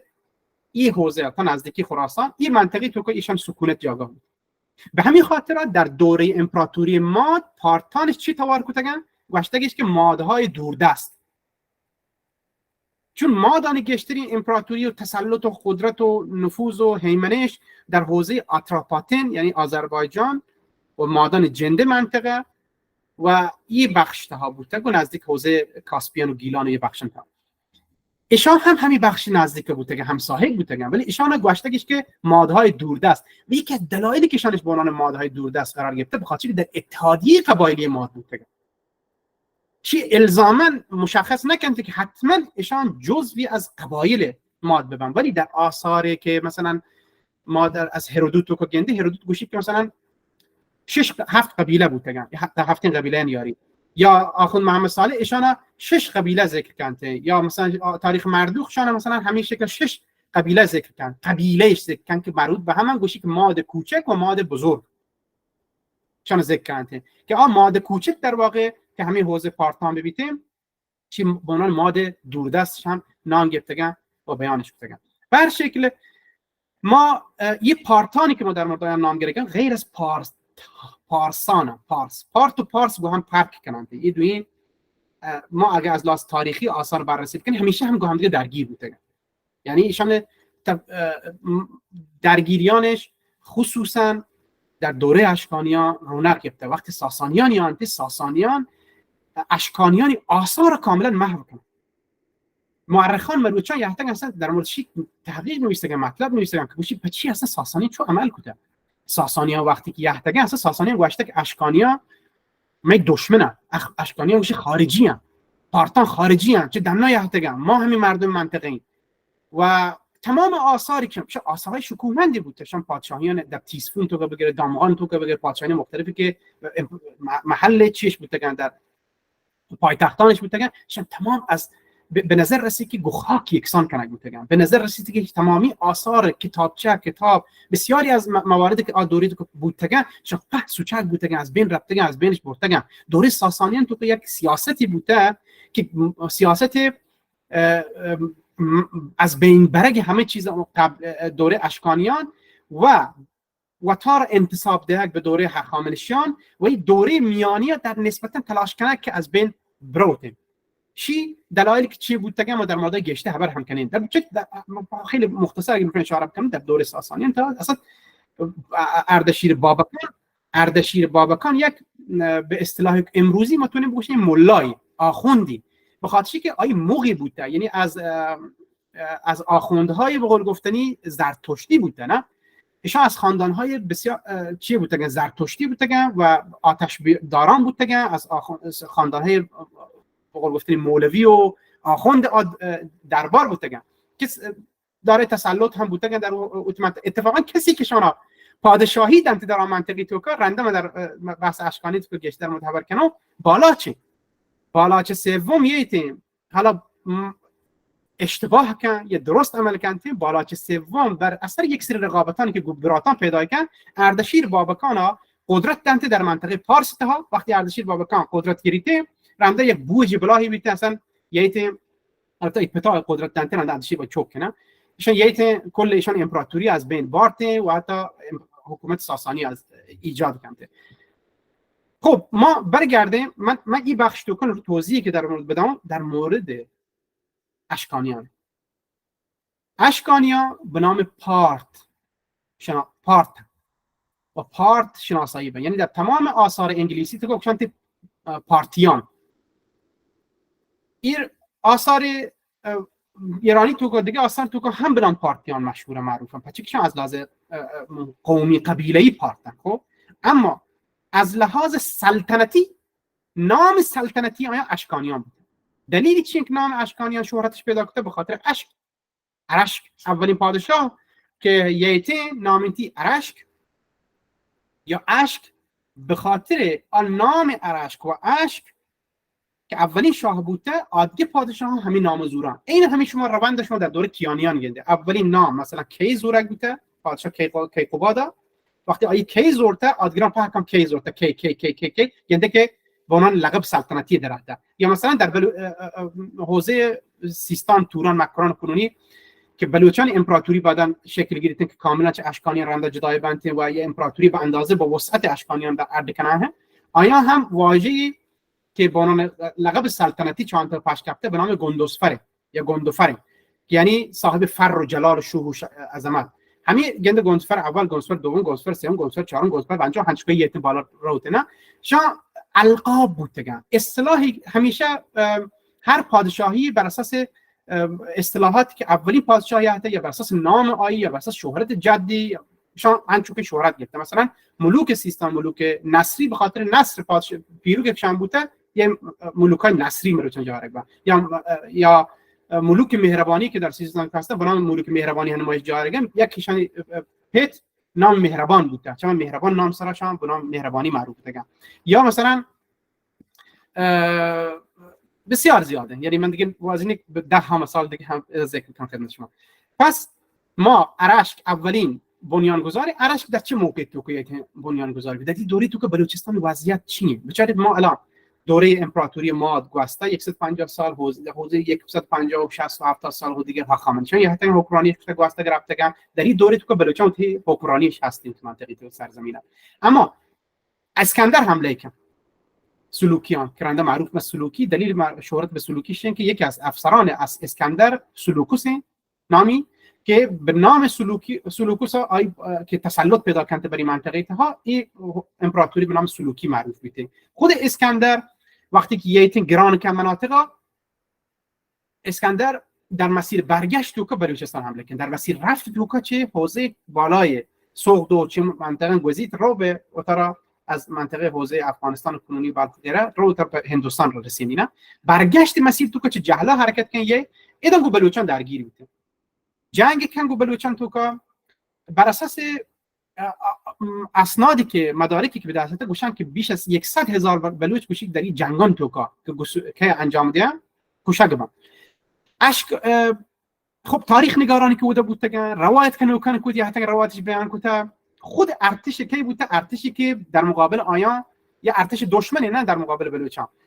که آیا ورنه انت در روایت های و تار تاریخ و نده انت که مثلا ما چین چو خسارت دیده یا چین چو ضرر دیده حتی یه خسارت مرتبط دانه گوشانتی که خسارت به دلیلشی بوده که ما ادام خشکسالی بوده اکثر روایت ولی این چیز بسیار محتمله که در اثر جنگان زیادی کشان بوده 100,000 نفر چه بلوچان کشته بوده که آسه مثلا کلگارنامه که ذکر کردیم و دیگه جاگان اشاراتی در موردش بوده خب چه طرف چین چو کشته راجع آیا گوشم که نصف ارتش اسکندر از بین رو یک ارتش 400-500 هزار نفری بوده اسکندر خب یعنی در مقابل در طرف مقابل سر هم یک تأثیرات خسارت های سنگینی وارد بود به هر شکل در اثر این واقعه برای اسکندر و گزیر رد بی رو چه منطقه در نهایت و تار رد کن روته و اوتی نام اوتی لوری تاریخ تو که روشن بکن کوشی پیشچمان سیمیرامیس یا حتی واسطه بود ملک سیمیرامیس من مثلا شکست وارد نتون رد بی مثلا کورش یا رد بود یا لوری وارد بیتیم نتون تگی من تونتا مثلا نه خواهم حداقل همین نام برواد اذا الی اما در اثر این ضربات سنگینی که بلوچان وارنته ضعیف نیرویش هدر رو امکاناتش هدر رو تجهیزاتش هدر رو ما کسانی که در نامگیری پارتان ها کلمه بلوچی که معنی بشه گام بخاطر که ما دنباله تاریخ وقتی ما بیان کنیم ما واقع چون شما اجداد بودن ما باید یه واژه استفاده بکنیم برای منطقه اما چیزی که در آ دوره تو کان شهرت پارت و آدی قبایلی که در آن منطقه بودن که عملا در تحت سیطره پارتان بودن هرچند شما موجودیت بوده قبایلی که ما گاشتن هوت و نزان و قبایل مید و قبایل اربویی و زرنجی و دیگر ولیشان تحت تسلط حکمرانان جدیدی قرار گرفتن که منطقه توکا شان تسلط پیدا کردن در شکل یه بلوچان ضعیف با از همین ضعف بلوچان چاندراگوپتا موریا استفاده کنه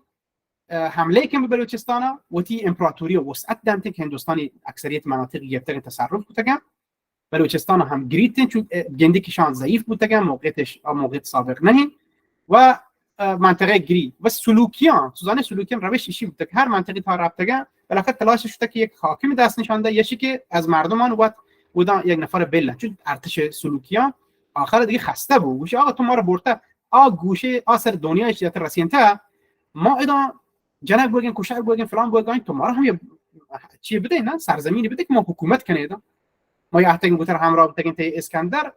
به خاطر چی که بالاخره ما هم به چیزی دست پیدا بکنیم اسکندر اوتی سیاست کم که عوض کنه اسکندر اکثرا تلاش کنه که ابقا بکنه تا حاکم رنده سیاست عوض کنه حاکم هم وقت منسوب کنه به برخی مناطق تو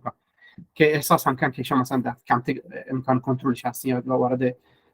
مذاکره و بحث و گفتگو وانه بوده برشک ادام ما در مورد سلوکیان دوره خبر کنیم که 300 سال ادام عملاً بلوچان در یک موقعیت ضعفی قرار گرفت و جایگاهی مطلوبی که در این حوزه منطقه ترکیه عملاً دست میاد. آخر ما مثالی گوشی که در این دوره تنها جایی که حکمرانی پشت کپی بلوچانه در حوزه زابلستان و دلیل پشت کپی همیشه این که یک دیمدانتی یک قاصدی و صلح کن به خاطر صلحی که سلوکیان کنده حکمرانی ابقایی بودن از بین نرود همشی باعث بی وقتی که هندیان که در برق آسات و جدگال کشنتش که هند و سند بالاخره حوزه تسلط موریان یعنی امپراتوری چاندراگوپتا موریایی بوده در این وقتی تنها منطقه‌ای که تحت تسلط بلوچان باقی مانی زابلستان ادا بسیاری از قبایل موجود که ادا هستند در اثر فشاران هندیان ایشان هم مهاجرت کردند روانت دنا البته قبایل اصلی احتمالا ماندگارن ولی همین حکمرانان و مسلط بودگی مردمان که چند صد سالی منوگی خبری نه یعنی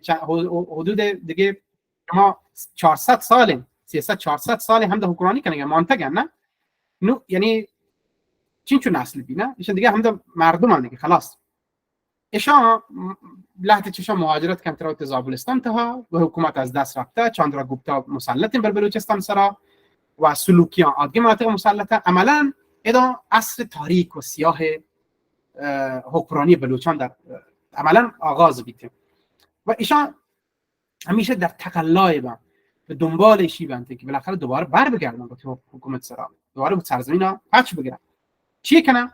تا اشکانیان قدرت گیرن ادا یه بازی زمانی 300 سال گذشته یعنی بلوچانی که حتی این منطقه تا مسلط دگن گویی پارتانی که رنده آدگی مناطق تو که ساکنه وقتی منطقه تحت تسلط گرانته ادام در بین این مردمان یه دوی مجموعه 300 سال گذشته شان از لحاظ نژادی متفاوتن از لحاظ فرهنگی کم که متفاوتن ولی همدیگه را هم نژاد گندگان همچنان اتفاقی که پیشین که ارشک اشکانیان سلسله که اردکن گوتی برات اردکن تیردات و ارشک هر دو دو براتن جنگاورن آثار مختلفشون نامان یحتگم تیرداد و ارشک یاین تو به هر حال اوتی منطقه که نامنتی پارت این منطقه تو که سلوکیان شکسته دلیل چیه چه اتفاقی که چه تحولاتی پیشیتن رنده کتاب تو بانه منطقه تور پارت گرم منطقه پارت که گرگ بو ایشان تبدیل به دولت با سلوکیان انگه گوشن جنگ سلوکیان کل پهنه انگه تسلط تو کنتش سلوکیان شما مثل انگلیسیان در دوره های کنونی ما در نظر بگیرید در دوره تا چون آیا اروپایی بوده که حتی منطقه تا یحتگن نگاه مردم منطقه با آیا نگاه خارجی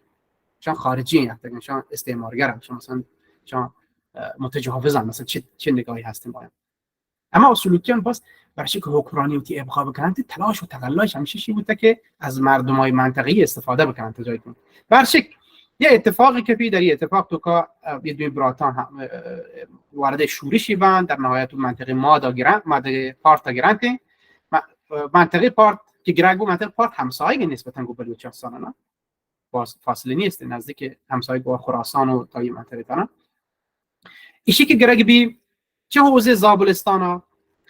آی ارشک فوت که ارشک حالا نیزه جنگی توکا یک نیزه لگیت پهلو گو میری تیرداد پادشاه بیته شاه دوم بی لحتی از نویسندگان گوشند که نه اشک چوک حاکم بوده ولی اکثر دیگه نویسندگانی گوشند که نه ارشک چوک نبوده بلکه ارشک برات یحتا اوکرانیته چون آیه عملا تعهدی بوده نسبت براتا این براتی بوده که کمک کوته که امپراتوری شکل بگیرید و برزا بیته و به همین خاطر بعد از ارشکا عملا براتی که نفوذ وسیع و گسترده در اون ارتش هستن احترامی هستن قدرتی هستن شاه دوم اشکانیان بید ایدان ارتباط بلوچان گون اشکانیان چه اشکانیان پارتا این مردمانی هم که مانگردگی نژاد پارتیش هسته اما 300 سال در بینشان تفاوت یحته و مسئله بعدشی که ما هر زمان که گوشیم اشکانیان ما در واقع خاندان اشکانی نام گرگانیم ما در مورد قبایل پارت خبر نکنیم واجه اشکانیا یعنی سلسله خط سلسله شاهنشاهی و پادشاهی که شکل گرفته که پت چوک زد همچون یک جهلانه تیرداد که حکمرانی رسید بلوچان کشان قدرت دیستگیش که حتی منطقهش گرفته بر اولین بار همچین اتفاقی که پگاهی در کل منطقه توکاش نام پروشته در پهک منطقه تا یه احساسی ایجاد بوده که عادی مناطق وارد شورش ببنده قیام ببنده علیه سلوکیان خارجی بلوچان روانتیم به ملاقات تیرداد اخون مسائلشون نامه نویسی گوشی که امیر کورنگ امیر سام امیر بختیار امیر بسران و امیر ماکک اشان چست بنتین و روانتین تیرداد گندگم به هر حال گو تیرداد پیمان نامه‌ای بنده حمایتی که ما چشم حمایت کنیم علیه خارجیانی که منطقه توکا هستن و احتمالاً ممکنه که یکی از شروطی پیمان نامه حتما همشی بوده که ما را در آینده حتما ما را کمک هم بکنید که مود سرزمین هم پچ بکنید ما را در مورد من دست کم سندی نی منشی بر اساس گمان بشه به هر شکل رما ای گندگان این ملاقات و یه نسبی یه برنامه بودا شکل گیری اولین ارتباط تعلق شکل گیری بلوچان اعلام حمایت کنند چه خاندان ارشک اشکانی بعد از تیرداد اردوان حکمرانی گرفته چون من هنوز سلسله قدرتگیری بلوچان در دوره اشکانیان بیان کردم قدرتگیری بلوچان در دوره اشکانیان که چه پیما بلوچان رفته به یکی از قدرتمندترین خاندانهای اشکانی و رنچ آیه یک امپراتوری اردش کو و اصلا جوابگوی اشکانیان نبودن چون کاملا جدا بودن تو یحتن تو بر وقتی حکمرانی شد کو امپراتوریش اکو در دوره اردوان که سومین شاه همین دوره ها آنتیخیوس سوم گوشنتشیا که سپهسالار و پادشاه رومیانه آنتیخیوس که گندی اشکانیان قدرت گرگاین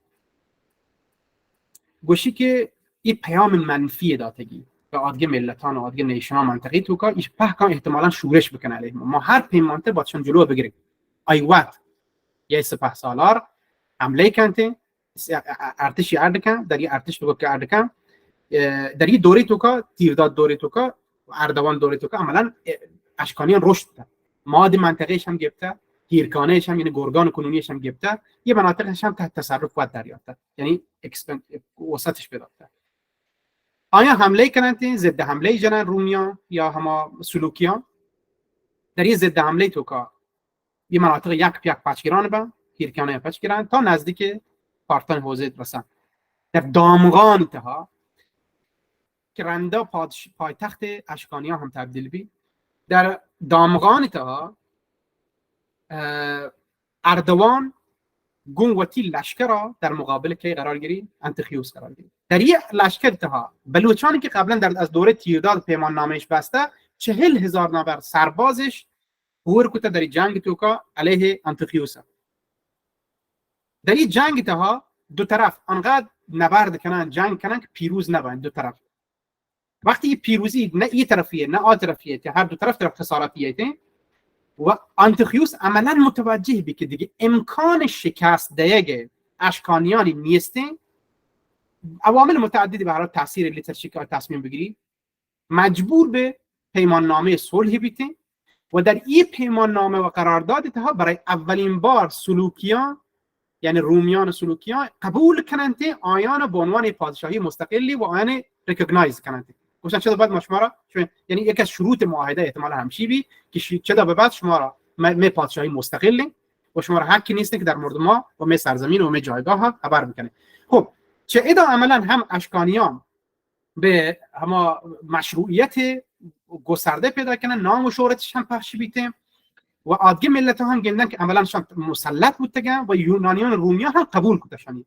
تسلط بر منطقه تها ادا انچو که ارزون که در این جنگ تو برای بلوچان 40,000 نفر سرباز ورکوته و جنگش داده خب در اثر این تحولات و حضور بلوچان در این جنگان تو که اعتبارش باز بالای تبدیل به یکی از خاندانهای سلطنتی یعنی همزمان باشی که آیان حکومتش عملا مشروعیت پیدا کنته بر این فلات سرا بلوچان هم تبدیل بنده به یکی از خاندانهای سلطنتی که در اشکانیان مجلس تها به عنوان یکی از خاندان سلطنتی بودن حضور پیدا کنند و آن ریکگنایز من کشی البته عملا در حوزه سیستان سکستان یا سجستان که رنده نام سیستان بیت او دوره زابلستان اینگه همین دوره بلوچان ادکام مسلطن گشته پچک بلوچستان به چندرگوپتا موریه دستانی نه که بلوچان دستان نه لذا بعد از اردوان برحال یک من تحولات گوشم که تحولات رشد کنته به کجا رسم در دوره مهرداد اول که ما آین وقت گوشن میترداد اول هم نگوشن آن گوشن میترداد ما اول دوم سوم پادشاهان نامو که را ذکر کنیم بخاطر که مردم قاطی مکنن چاجه تاریخ نگاران این کار کنن که پادشاهان نامهای مشابه در آن تو که بوده بخاطر که یه وقتی ما گوشن اردوان مردم ما گوشن خب کجا اردوان ما گوشن تیرداد گوشی کجا تیرداد ما گوشن تیرداد اول تیرداد دوم تیرداد سوم بخاطر که قاطی مبی ادا میترادات ما انگه بلوچی تو که گوشن خدا داد نه خدا ما گوشن بخاطر که نام خدا اضافه بوده بر اساس فرهنگ منطقی یا مثلا ما گوشن الله داد بخاطر که ما الله داده نه میترادات همچین نام مشابه با همین وضعیت یعنی نوعی که در پارتیان تو که معروف بوده که ایرانیان رنده تلفظی کنن گوشن مهرداد همین نام مهرداد رفته جا کپیتو شهرت پیدا کنده میترادات کسی که وقتی که حکمرانی تحویل گیری بسیار با صلاحیت شخصیتی بسیار توانمندی شخصیتی و به دنبال ایشین که دولت اشکانیا از حالت یک دولتی تبدیل بکنه به یک امپراتوری مناطق جدید هم بگیره اولین جا همه قراردادی این که بلوچان بسته گو قبلا گو میترداتا یا گو که گوشون از کنو تیرداتا دومی شاها و حمایت هایی که رنده کتگش سلطنت تو که هم نقشش ایفا کته و هم تبدیل به خاندان سلطنتی بودتگه میترداد مهرداد دوره تو که گوشه امیر بهرام شاه نامی که آخوندان ساله ده امیر بهرام شاه خبر کردن گوشن هنو وقتی رسته که شما ما را حمایت بکنید، سرباز بدهید، سلاح بدهید، امکانات تجهیزات بدهید، ما را حمایت کنید، ساپورت بکنید. ما بلوچستان که چاندراگوپتا موریای دستای امپراتوری موری، البته چاندراگوپتا مرتای نوادگان دستای ما چاینی پچ بگن چه موریان امپایر دستی پچ بگن حکومت ها و بعد وقتی وقت برن بودن بننده حمایت با آیا هم فکر وسیع گسترده هستیم برای توسعه امپراتوری و ایشان هم که هم نژاد و هم نسب گندگان حمایتانش گندگان جز پادشاهی سلطنتی آیان قرار گرفتگان آنش حمایت کده علیه رومیان، علیه یونانیان، علیه آدی که دشمنانی که هستن جایگاهش تسلط کسبته هنو آیان تی حقا هم ادا کنگان دینا و این سرزمین خدا کمکش کنند که این سرزمین خدا پشگیره گیره. لذا در دوره مهرداد توکا حمله بی به بلوچستان توکا علیه موریان امپراتوری موریان هند و آن شکست یک بنتین در دو جنگ توکا دو با هم دیگه مقابله و سهرابادگان و غیره و در نهایت منطقه تصرف کردن تحت تسلط دریارم. منطقه گرگ بی امیر بهرام به عنوان امیران یا شاه شاهان در منطقه حوزه بلوچستان توکایی تاجگذاری بیته و ای پادشاه منطقه تبدیل بی و دیگه پادشاهان هم که خوردیم پادشاه بنتیم همین دوره تو که مشخص کنه که مثلا مکران زلی تو که چون توران امیر بهرام که من نام گرگم ای توران حوزه تاین بلوچستان پادشاهی که از بین همشون وقتی نژادی هستیم مکران تو که هم یا نفر دیگه هم تعیین کنه بیته. در تمامی دوران تو که وقتی که نام خاندان‌های بلوچ یا انتی 5 قبیله مطرح 5 خاندان مطرح در خود درون بلوچان این همشه تو در مورد اشکانیان امپراتوری که هستی اودم هم بین 5 تا 7 خاندان سلطنتی موجوده. این همین وضعیتشون در دوره مادان گنده که 5 تا 7 خاندان سلطنتی بودن موجوده و پدنش فقط معمولی نبوده که مثلا روایت‌های عربانی که ما مشاهده کنیشان گوشند که امپراتوری ملوک الطوایفی یعنی کل اشکانیان آیان به نام ملوک الطوایفی خطاب کنن میشه امپراتوری ملوک الطوایفی. دلیل چی امپراتوری ملوک الطوایفی؟ چون پهک شاه هم اوتی منطقی تو کا تمام شاه هم اوتی منطقی تو کا یک شاهنشاهیشان هسته. برعکس مثلا در دوره ساسانیان، برعکس دوره هخامنشیان، برعکس دوره مثلا خلافت اسلامی که شان روش متفاوت بوده. ایشان وقتی که یک جای رفته تسلط کرده و گرفتگیش چوتار پادشاهش داشته. مثلا مرکز خلافت بغداد بوده یا مدینه بوده به عنوان شاه یا حاکم یا سلطان یا والی در واقع گشتن والی دیمش داده سند کنترل بکن تا مثلا سوق کنترل بکن تا بغداد کنترل بکن تا مثلا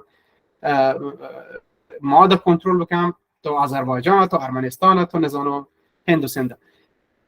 ساسانی همین کار بوده مشابه با همین کارش. ساسانی هر اصولا اوایل برای که اوتی قدرت بله باقی بمانی تا یه مدتی افرادش ابقا کردن اما رنده به بهانه‌های مختلف برای منطقهش گرفته پدن اوتی فرمانداران اوتی مردمانش بده حتی مسلط کردن منطقه دوگش نندین تگن. همیشه باید تاریخ نگاران این موضوع رو توجه داشته باشن چون اصلا پیش داری که نوع خود همین نوعیت حکومت و همین سبک حکمرانی تا هنوز هم پیش رفته. شما در خاندان مثلا کلات توکا هم وقتی بررسی کنید دیدید کلات توکا هم آیوان شاهان اگر در نظر گرفت بکنید چی شاه حاکم منطقی توکا دیگه هستی که خود مختارن کاملا وقتی حکمرانی کنه گایم ولی در نهایت وقتی جنگ بی و از خارجی بیتینگ و هم دیگه را امداد هم کمک کنند و این یعنی یه سبک حکمرانی از همان قدیم الایام پش کپته تا هنوز یادتر است. باز ما همیشه با 5 خاندان سلطنتی گندگی و جالبش اینه که همین بلوچان رندا یک انشعابی جنا یک حکمرانی بودن در جنوب هند اردکنانتی که به نام پهلوا معروفه 600 سال بوده حکمرانی کردن او هم 5 خاندان سلطنتی. در تمامی آثار هندی و آثار چینی تو وقتی بررسی کنی گوشش 5 خاندان سلطنتی رندا چون سکایان بهشون اضافه بنده در منطقه توکویانتی سکایان هم جزئی از همه یکی از همه خاندانان بنده شاه ساتراپ دیگه یعنی بلوچان وقتی حکمرانی کردن ساتراپ سکایان ساتراپ کامبوجیای ساتراپ نظام فلان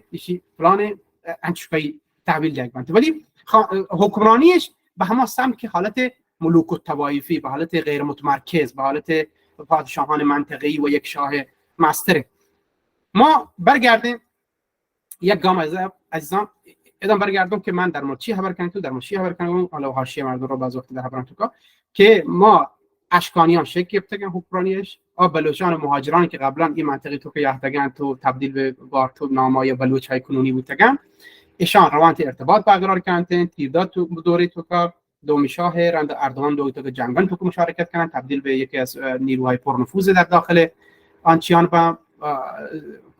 عملا خاندان سلطنتی تو وارد بن. رنچایی در دوره مثلا میترداد یا انت بلوچستان دوباره چه هندیان پچ گرانتی و ایدان عملا بعد شاهنشاهی و پادشاهی شان شروع بی نامانش هم موجوده، بهرام، ایران، ارجان، اما پیسر هم لحظه نامه به شما وانتا که میرا هوارا، باگوارا فلان، نه این نام عین همین مشابه با همینا کردگالنامه کتاب تو که ذکر نکرد. کردگالنامه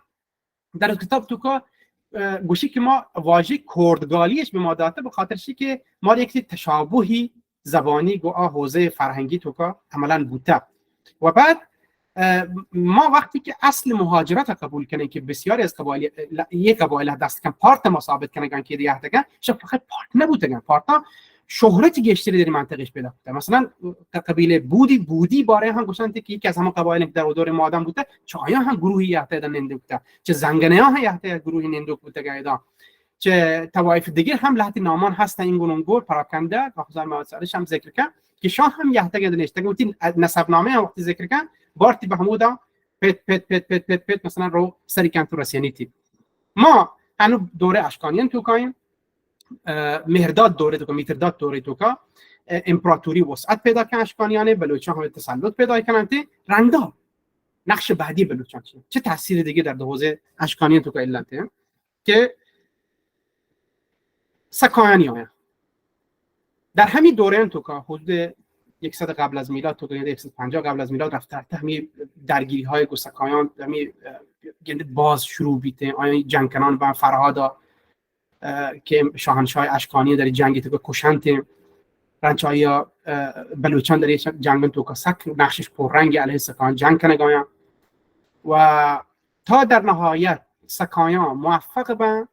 ورود کردن به حوزه هنوگی زابلستان اتها و این منطقه تو که ساکن بن رفته شن حضور ماندگاری باعث بکی منطقه به سکستان و زابلستان معروف بی رندها و بعدها انگت مطرح معروف نه، انگه هم به حوزه نام زابلستان. بلوچان رندا در اصل همین جنگانی هم که کنن برای لوتی شایستگی پیش دارن، جایگاه بالاتری پیش دارن، عملا جزء خاندان سلطنتی هم اصلا وتر جزئی از این سلسله اشکانی گندگان دیگرن، جزء امپراتوری اشکانی آن دشمنان زانه آن دوستان هم بودی دوستان زانگان در تمام جنگانی که حوزه خارجیشان هستیم هم مشارکتش هستیم. ما یا این رنده تحولاتی پیش چاره هنو عملا جایگاه تضمین بلوچانی، فقط تحولات بعدی نقش بلوچان پیش داری که جایانت عملا جدای بن کاملا و یک امپراتوری عرض کنه. سناتور کیه؟ سناترک وقتی که حکمرانی گیری اید کن یک اختلافاتی عرض. ما وقتی که بحث کنگانی چند صد سال بر بینشان 50 سال 40 سال 30 سال همچون وقت گذانه نه ما همچون نامان گیریم به همین ساده یک ثانیه دو ثانیه نگذاریم.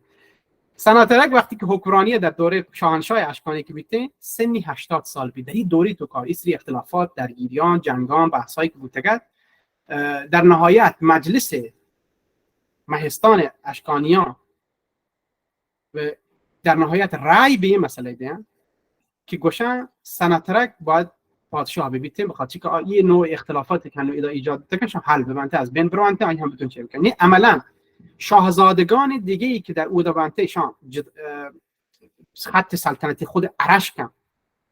چاره خط سلطنتی ارشکن ایشان کنار جنگبن سناترک یایتی حکمرانی گیری. یعنی تو وقتی من برای چیک بانان مثال بود اشمزین تو که بندی وقتی یا مردم یا پادشاه یا 5 چوک هسته مردی و حکومت اولین چوک دست رسی چارین چوکان دیگه که آیا هم چوتارا چوک هستین آیا دیگه در این خط سلطنتی تو نه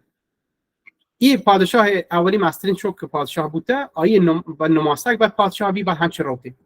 ایدا اتفاقی که در سناتره که دورتا ایدا خط سلطنتی عوض بی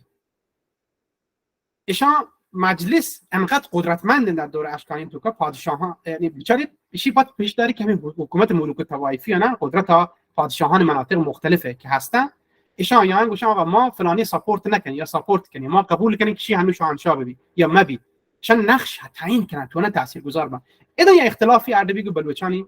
گو ادگه خاندان سلطنتی که در دوره اشکانی هستن اختلاف در این که احتمالاً بلوچان ناراضی از چی که سناترک حاکم بیته برشک خط سلطنتی در عوض بی احتمالاً رابطه بلوچان گو ادگی شاهزادگان یعنی ادگی شاهزاده یهده گوشه نزدیک بودن گوشه آقا شما حمایت بکنید مثلا ما حق کن پچ مثلا فلانی نندین تا برشک رنچ آیا ما بیاین در دوره فرهاد سوم دو چوک هستن مهرداد سوم ارد دوم که من سوم دوم کشم همه فکر کنم از کو که شما برای تشریح هم که شما مش اشتباه میکنید دو این چوکانی که مهرداد و ارد ببندیم را ناراضی چوتی پیت دستا فرهاد سوم و تصمیم گرفتن که فرهاد بکشن شاهنشاه بکشن وقت بننده حکمرانی سره و حکمرانی تقسیم بکنه بین وقت همین کار کنن وقتی پتا کشن هیچ که کشک بیته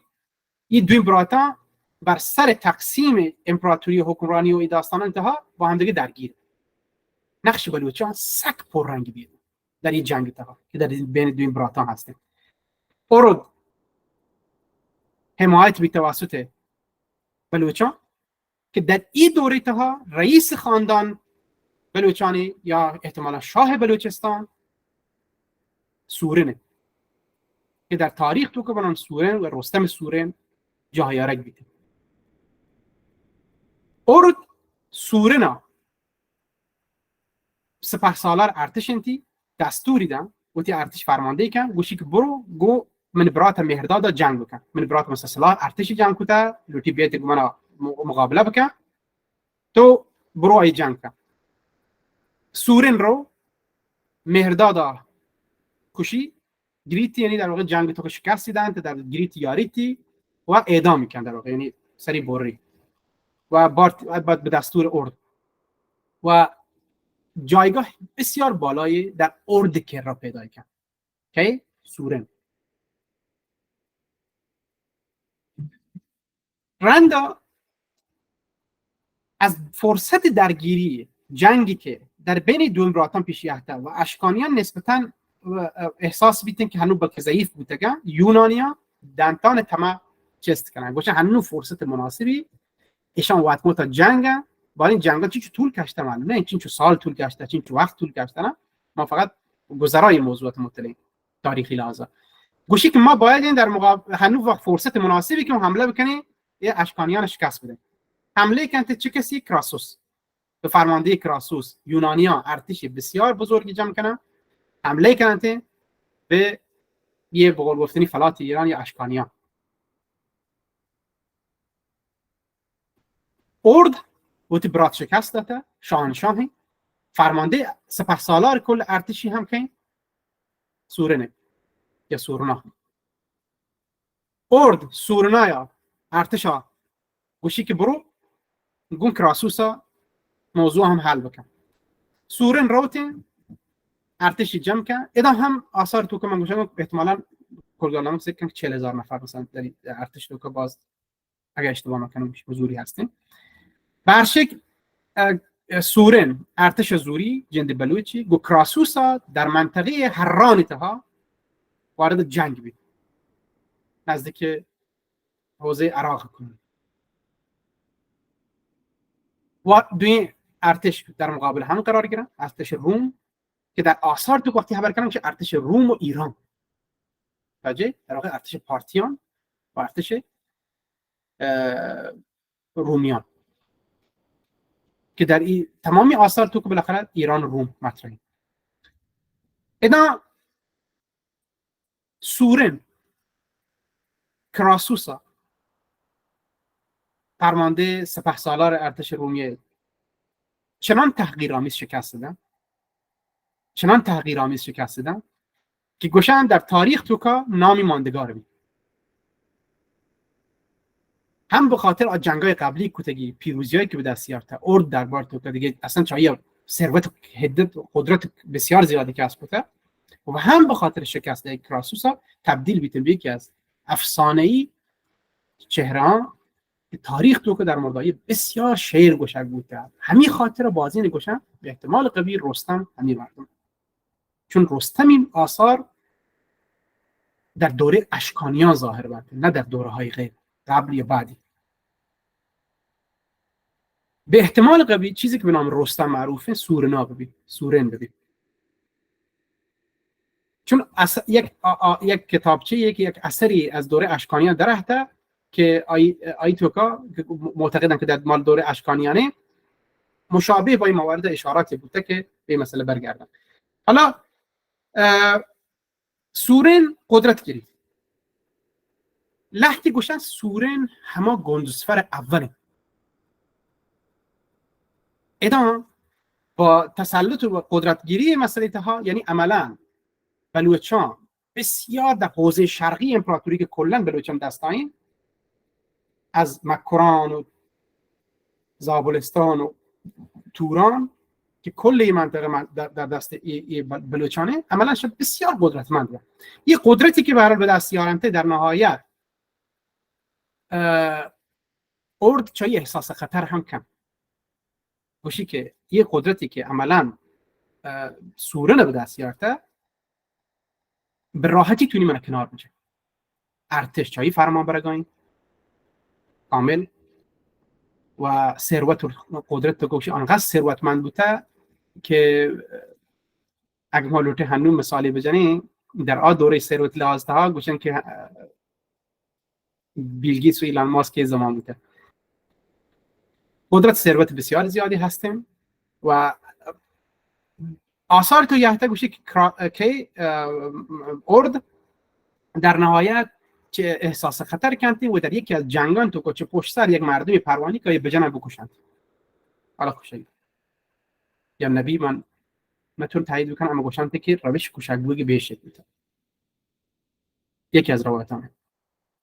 این دوره تها عملا تسلط و قدرت باز بالای رنج چای پدام بلوچان پد گودرز دوره یت شاهنشاه اشکانیانی و وردان یت من خاطرشم کامپیر کنم در دوره تا خاطر من تسلط و رشد و توسعه امپراتوری بلوچان قدرت بلوچان گوشم که کجا یحتگن و امپراتوریش در همین دوره انتهایی که گندسفر حکمرانی اردبیل با پایتختی کجا اول پایتختی هنوگی سیستان تا بوده رنده توسعه پیدا کرد تکسالای تو تا بین شمال هند تا ایشان پاکی منطقه گرانتی یعنی تاریخ نگاران گوشن در این دوره تا سرزمینایی که بلوچانی امپراتوری تو که بودن که کاملا جدای بودن از اشکانیان عملا رسما اعلام کردن ما چه دیگه از شاهنشاه بوده چه نکنیم ما البته شاهنشاه هستیم مرتی حکمرانی و از طریق هم 5 خاندان سلطنتی که میگه آثار نامانی ها در تاریخ انتها ایشان اوتی حوزه حکمرانی به سمت شرق بست دیدن کل هند پاکستان کنونی گران هند با حوزه شمالی هند گرانت و افغانستان کنونی گرانت ادا حکومتی که اردبیل در تاریخ به نام هندو اشکانیان هندو پارتیان لحظه هندو اشکانی و هندو پارتی چشکایی نام گرگ بیته اما منطبق بر همه آثار تاریخی که ما را از سکیانشان به دست یافتگان و پدا ایشان با این قدرت و تسلطی که پیدا کردند بر منطقه توکا عملا دیگه به طرفا پاسخگو نبودند و باقی ماند. به هر شکل رندا ایشی دولتی موارد به شکل جزئیاتی با اسناد و مدارکی که من ذکر کردم در خود اصل کتاب تو پیش بوانید ادام بحث سومی هم در مورد نژاد بلوچ من خیلی گزارش سعی کردم چه بعد رد بکنم کازانو وقت باز بسته و شما هم جند و خسته بوده گتوری خیلی گزاره اگر بگذارم سومین عاملی که در مسئله نژادی کنونی بلوچان تاثیرگذار بی سکایان سکایان یایان ته سیستم تو که ماندگار بند. آیان ماندگاری فقط یک ماندگاری معمولی نبی، بعدا در ارتباط با بلوچان بند، در امپراتوری که بلوچان هستیم آیان یک ساتراپی هستیم، در تعامل، در ارتباط، در ازدواج، در این مسائل تو که مطمئناً بندیم.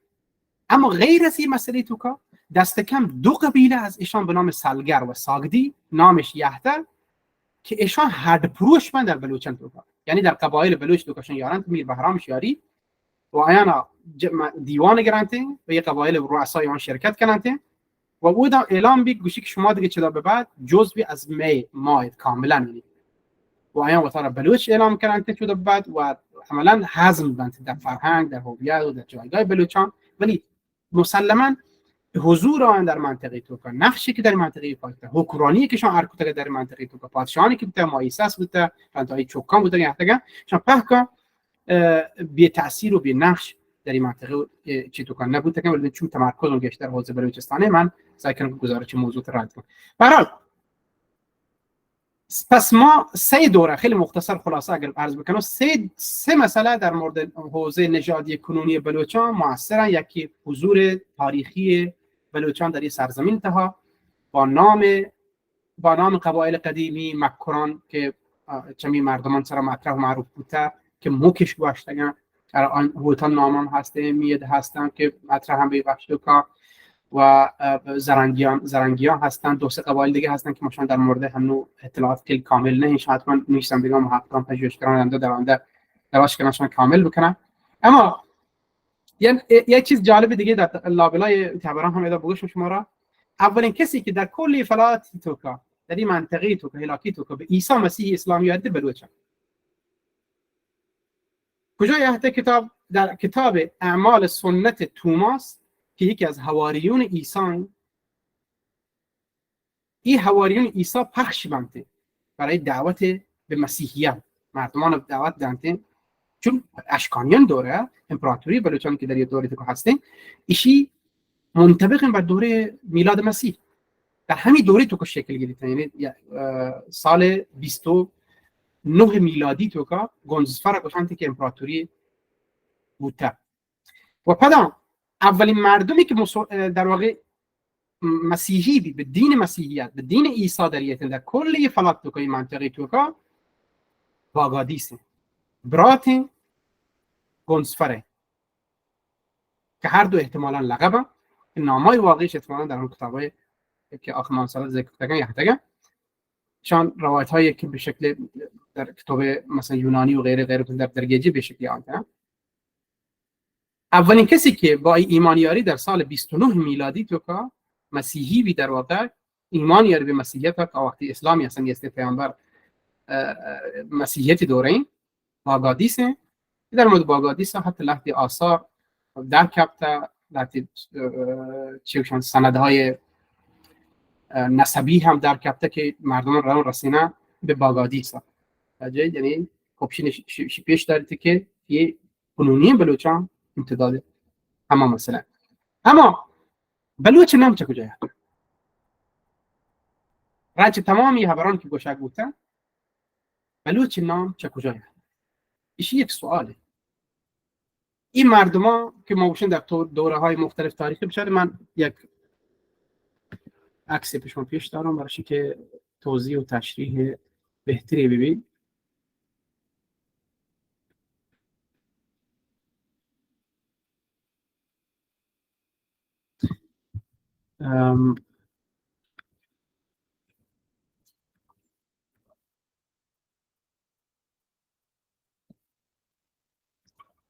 ما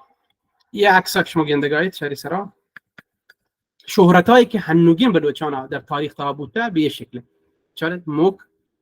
کوچ، براهوی، بن باورین، کیانی، پارت، بلوچ. ما در تاریخ تو که گندن که کوچ و بلوچ گوشن، ما در تاریخ تو که موک گندن در مورد زبان وقت تحقیق کنید زبانی که در مورد نام گرانته زبان دراویدیه ولی در مورد کیانی و پارت و بلوچ وقتی خبر کنید زبانی که نام گرانته ای بخش. یعنی در واقع ما این حوزه یحته با هما زبان و نامهای خاصواتی که در دورهای مختلف معروف بوده و یه حوزه هم به همین شکل ولی در نهایت پهن یحته بلوچ تبدیل بودن و یه سرزمین یحته یک سرزمین واحدی تبدیل بوده به نام بلوچستان. ادام هم من یک دو زن عکس هم خدمت پیش دارم. ایشی مثلا عکس این که چه نقاشی که چه سر سکه گنجفر کشک بوده که شاه بلوچ که سال حالا این در ورلد ایمیج ده ها در سال 2007 شی کشک بوده چه مود درخت کتاب چیتا، ولی ایشی هم باگادیس جهلا عکس تا سکه بر اساس ای سکه ای چه پیش داره که مثلا برای شما وقتی بررسی کنید شانی هم از لحاظ پاگی یا ما شکلی شمایلی که بودتگش پوچانی که گرش بودتگم مشابه هم. من بعداً حالا اگر من وارد جزئیات بگم پوچانش، زبانش، مذهبش خیلی بحث طولانی بی من زانم که خارج از حوصله جمعه توضیحات مروچیگه. اما بلوچ چه کدی بلوچ واژه مطرح بوده. بلوچ چه کجا یافته؟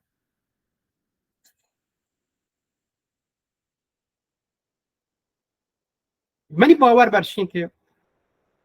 بلوچ اصطلاح بلوچ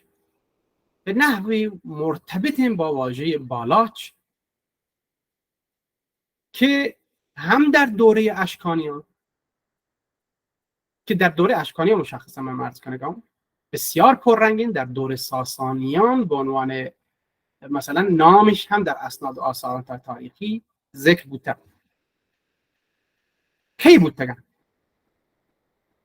بالاچ یکی از شاهنشاهان اشکانیه که خط حکمرانی شاهنشاهی متفاوتی هست. شما اشکانی هم بیشتر در مورد خط اشکانی در وقتی که خبر کد، یعنی در مورد خط سلسله سلطنتی هم خبر کد، من چیز توضیح داد که مثلا در دوره سناتر که تا چی اشکالات ایجاد کرد، چون مجلس انتخاب کتگت یه نفری به عنوان پادشاه شاهنشاه که آیی از خط سلطنتی نه قاضی شاهزاده اعتراض کتگت. بالا چنین وضعیتی هسته. البته چطور که بالا چه پت انوشه در آثار تو که به عنوان انوش در آثار ایرانی در نام گرفت بی انوش حاکم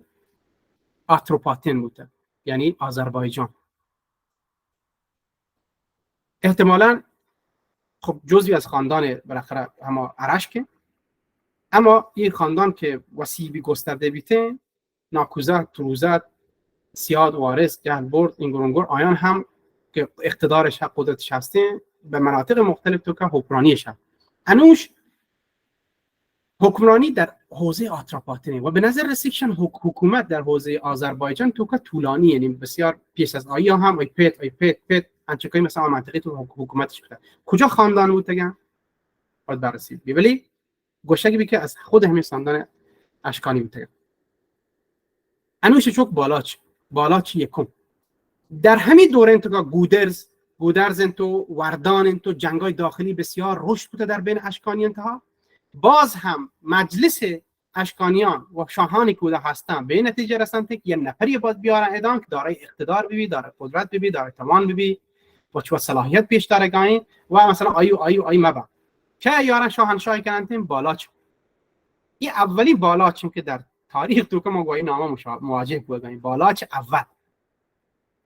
رنچ بالاچ اولا بین 5 تا 6 بالاچ دیگه یید در سلسله حکمرانی اشکانیان بنون شاهنشاه کل دوره. اما این بالاچ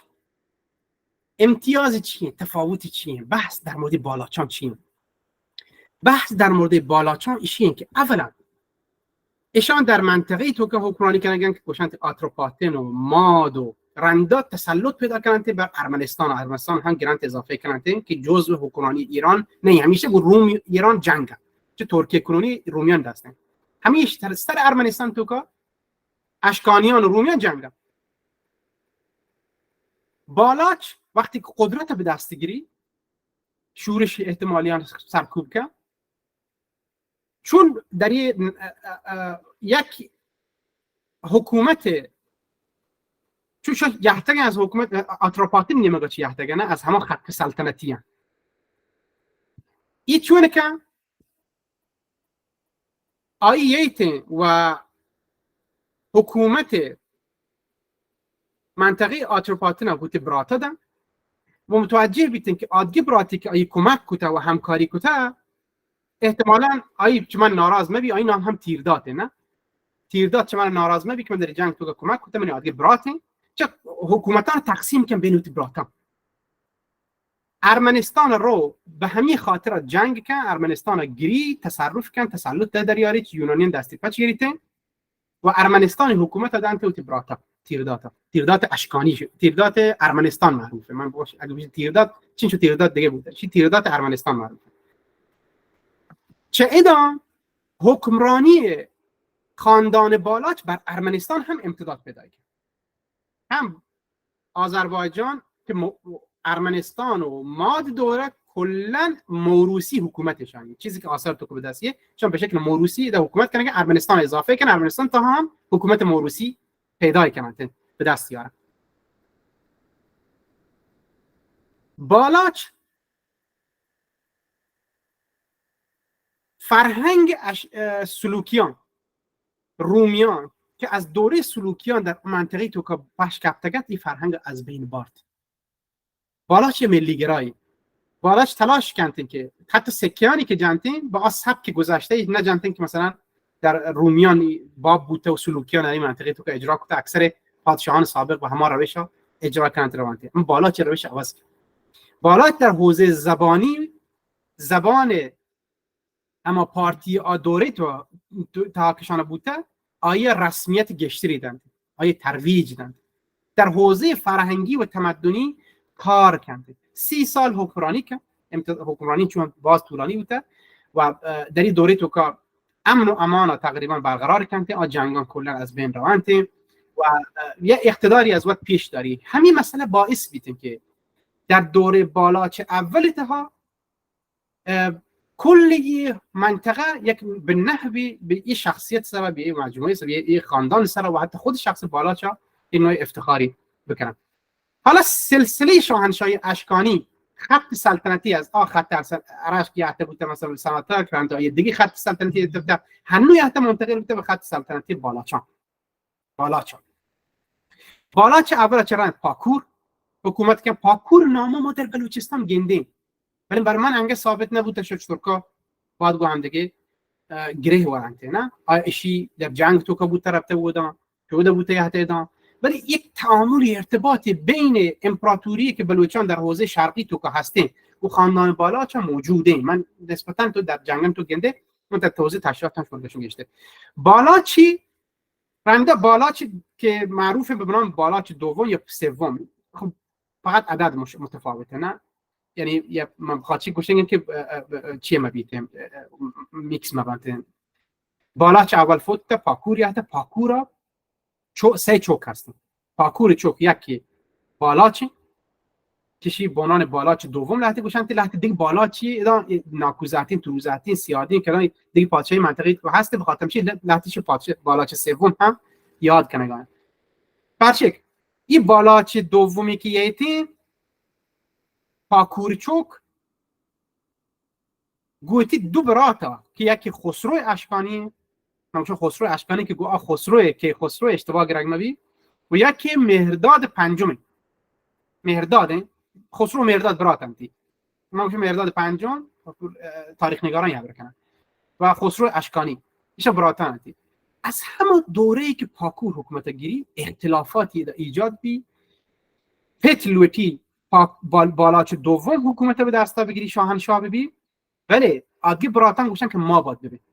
دلیلیشی که پتا بالاچ دوم انتخاب کرده معلوم نه اما عادی براتا گویی مسئله موافق نه بالاچ پاکور که فوت کرد دویم خسرو که مصریم براتی احتمالاً مهردادش مستر بی خسرو وارد جنگ بی گو بالاچ دوم در این دوره تو که بالاچ و خسرو هر دو تصرف کنند سکه جنند و عملا معروف که پادشاهی به دو بخش تقسیم بده شاهنشاهی اشکانیان بالاچ نام و همکاری هایی که گویبی چه کسانی چه خاندان‌های سلطنتی گوی پشتیبانی کنن؟ یکی از آنها به باور من بلوچانه. پس بالاچ در حوزه شرقی تو که امپراتوری حکومت گیری و خسرو حوزه غربی ها گشته تحت تسلط و نفوذ دارید. اما بالاچ برای مناخر موفق بی خسرو شکست ده. خسرو که شکست ده، مهرداد که کسترین براتن خسرو ممکن شونه مات دیگه بوده به خاطر مهرداد ییت آیا بنا مدعی سلطنت سکه جنتی در مقابل بالاچ قرار گرفت. همین دوره تو که خسرو حمله کم به بلوچستان، یعنی آخوند مناصره وقتی نامگیری گوشه خسرو اشکانی به بلوچستان حمله کرد، ولی دوره پادشاه نظر امیر زرشان امیر کین یادداشت میکنیم من با بچار مجدد و این جنگ من بالاخره ای شکست انت خسرو اشکانی موفق نبیتین در اتکارتها و ایشی خود پیش داری به دلیل حمایتی که دولت حوزه شرقی امپراتوری بلوچان امپراتوری که در تو هستین گو که کنگایا گو بالاچ دوم حمایتی کنگایا پشتیبانی کنگایا که امپراتوری دو شقه بود، خاندان سلطنتی لحظه اینگوران لحظه اونگوران ادا تعاملاتی به هر حال هستین گو بالاچ دوم در تاریخ تو گاروی من در آثار تو که روایتان تو برنامه پیگیری تو در بالاچ دوم چیز در نگرفته. ممکنه دیگه نویسندگان تحقیق کنن بررسی کنن پیگیری کنن تو در بالاچ دوم هم با یا هم بالاچ که دوم سوم کنم گیرگن هر چی هست پاک چون چی باره هم گشت تحقیق کنن در بیارن که خب سرنوشت بالاچ دوم چیه بود؟ را بلوچستان میشت در اوتی همه منطقی تو که ساکند به کجا ربط رسید؟ آیا این نژاد که هنو ما را بلوچان معروفه از همه خطا مطرح بنتی یا انته هر چی هستی شهرت نام بلوچ در منطقه بلوچستان تو که بی ربط به مسئله این خاندان ها نهی پچی شما بعد خاندان ها رنده شما گندید که همین مثلا اولین باری که کلمه واژه خاندان هم براشان استفاده کنید مارک جان آلبیتن که یه تعداد کتاب تو که نویسی بالاشید یا دی اضافه کنن به همون سبکی که یونانیان نویسه گوشن بالاشید گوشن و یه خاندان به نام بالاشید ذکر کنن برون گوشید هاوس اف بالاچ خاندان بالاچ. اما این ادبیاتی که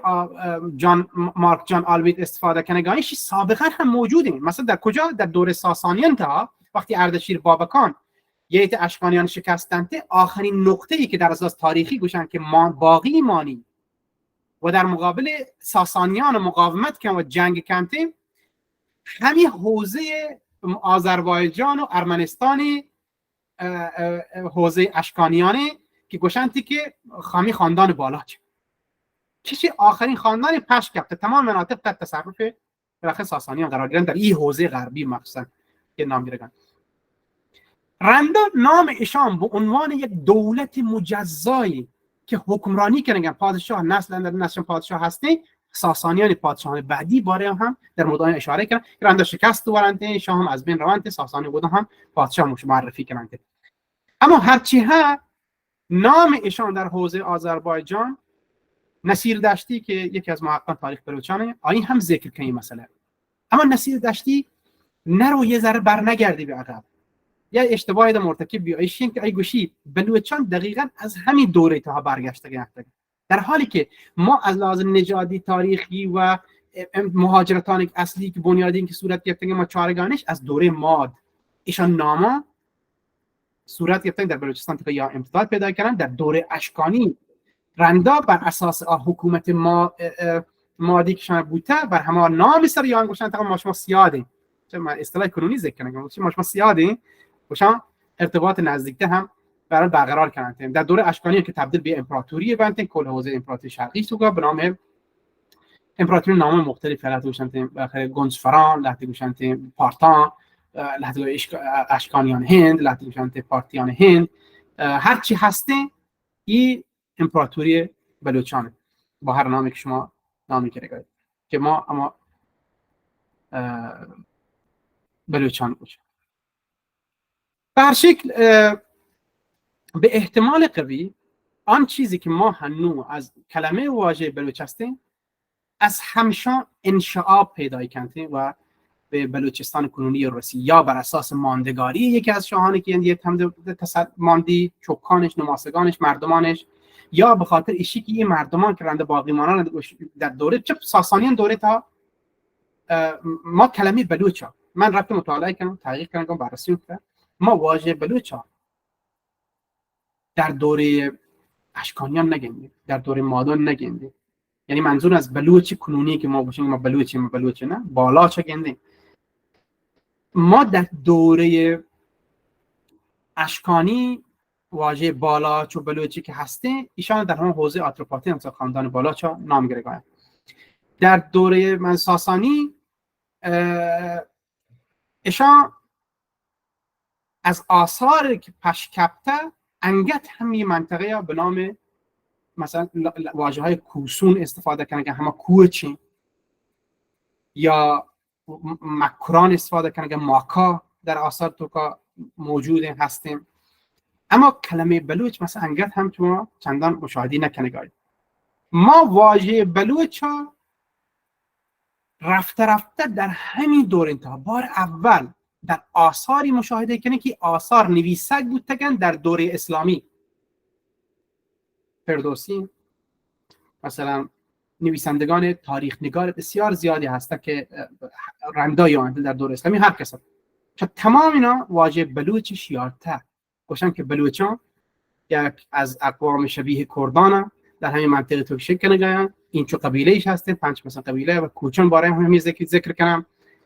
و این نام و چیزا چند شروع به این بحثا چند شروع به. اما وقتی در آثار روایی تو که تاریخی تو که فردوسی در مورد اشکانیان دوره خبر کن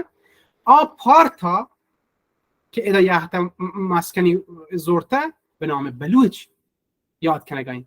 یا واژه مثلا شاه مکران مثلا پر رنگی بوده گندگ بیته. یعنی ایشیا یک نوع امتدادی از همه مردمانش گندگاین ولی این نام در یک دوره مشخصی شهرت پیدا کنه. من پیسر هنگام مثلا که حتی واژه کرد هم در یک دوره مشخصی شهرت پیدا کنه، واژه مثلا ترک هم در یک دوره مشخصی شهرت پیدا کنه، مثلا گیلک کنونی هم در دوره مشخصی مثلا شهرت پیدا کنه، رفته لور مثلا یه شهرت پیدا کنه. اما در تاریخ ها الزامنشان یک نام مشخصی نبودتگیش و نامهای مختلفی چشان یحتگو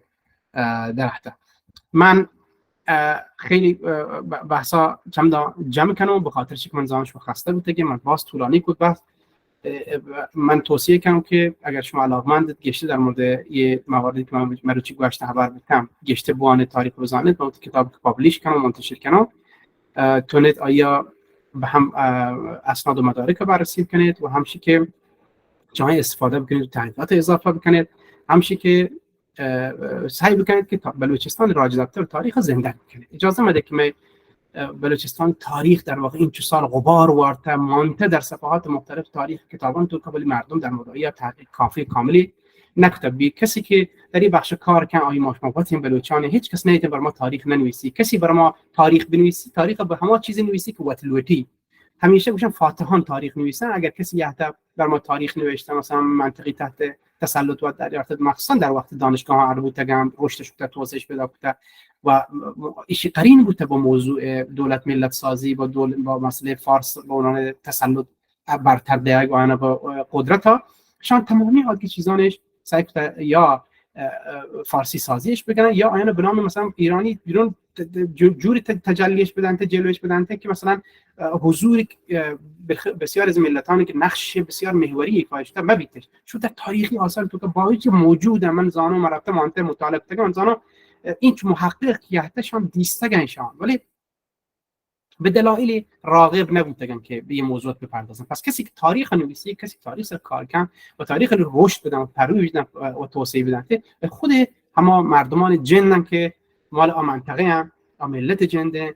و به همین خاطر ضرورت این مسئله روز به روز گشته ظاهر بگایم و من درخواست و تمنات شما درست نشه که هم تاریخ اهتمام بده توجه بده بوانت مطالعه کنه کار بکنه سرا و هم آیه پخش بکنه شنگ بکنه به دیگران دست برسونه چون شنگ کنه که ایشان باعث میشه که ما بوده هویت در بگیجیم ما بزنیم که کی بودیم در تاریخ تو چه کجا یحتگیم ما هنو که در یه وضع تا هستیم آیا چیزی که به ما القا کنه بگایم آیا القا صحیح هست درست هست یا القاءات سیاسی هم برنامه ریزی شده هم. و من بسیار از من عزیزانی هم محققانی که در داخل تمام چهارتم کتابان موانتگ مطالعه می‌کنم بعضی مشمی تاریخ نگاران بعضی لات بلوچان قلم نشته هم برخی از مواردش چون جدیدتر بودن در کتابان تا یحتگم آثار باستانی تو یحتگم شما مثلا ندید تگنتش نچار تگنتش یا به سمت حرکتش نکته و این موضوعاتش بررسی و تحقیق نکته یا شی که گشته از آثار ایرانیانش استفاده کنه. به همین خاطر در نوشتار تو گنده هما و ادبیات خیلی پررنگه. یا ایشی که یک ممیزی و یک نوع تحریفی همیشه به خاطر فشاری که از طرف حکومت هم بوده آن سرا تاثیر اشته آن سرا که هم سعی بکنن که به نحوی شعر بجنن و به نحوی تاریخ بنویسن که از چارچوب مثلا تسلطی که آن سرا سلطه که آن سرا هسته خارج مبی که وقتی مثلا چاپ مبی نشر مبی یا گاهی مقابله مبی یا مثلا در اشکال ایجاد میکنه سرا یه متاسفانه یه فشار بسیاری تحصیل کردگان سرا گفتم امیدوارم که هنوگین دوره و اصلی که یحته چه آنقدر تاثیر بلیتی که مردم دیگه توجه مکنه به موضوع تا جایی که ممکنه تاریخ واقعی بر اساس چیزی که بوده بر اساس هویت بلوچانی که هسته هنو بنویسن ذکر بکنن تی وشی یا شنگ و پخش بکنن تی که بر ما شو درست نسک مهمه. من نتوانم چشی که وقتی واحد داد اگر شما را جستی هسته مشمه جستا گوش گیرون و تا جایی که ممکنه من پاسوش دام در غیر صورت ها ما شو جلسه خلاص کنه من شو خدمت تا شو جستان بگم.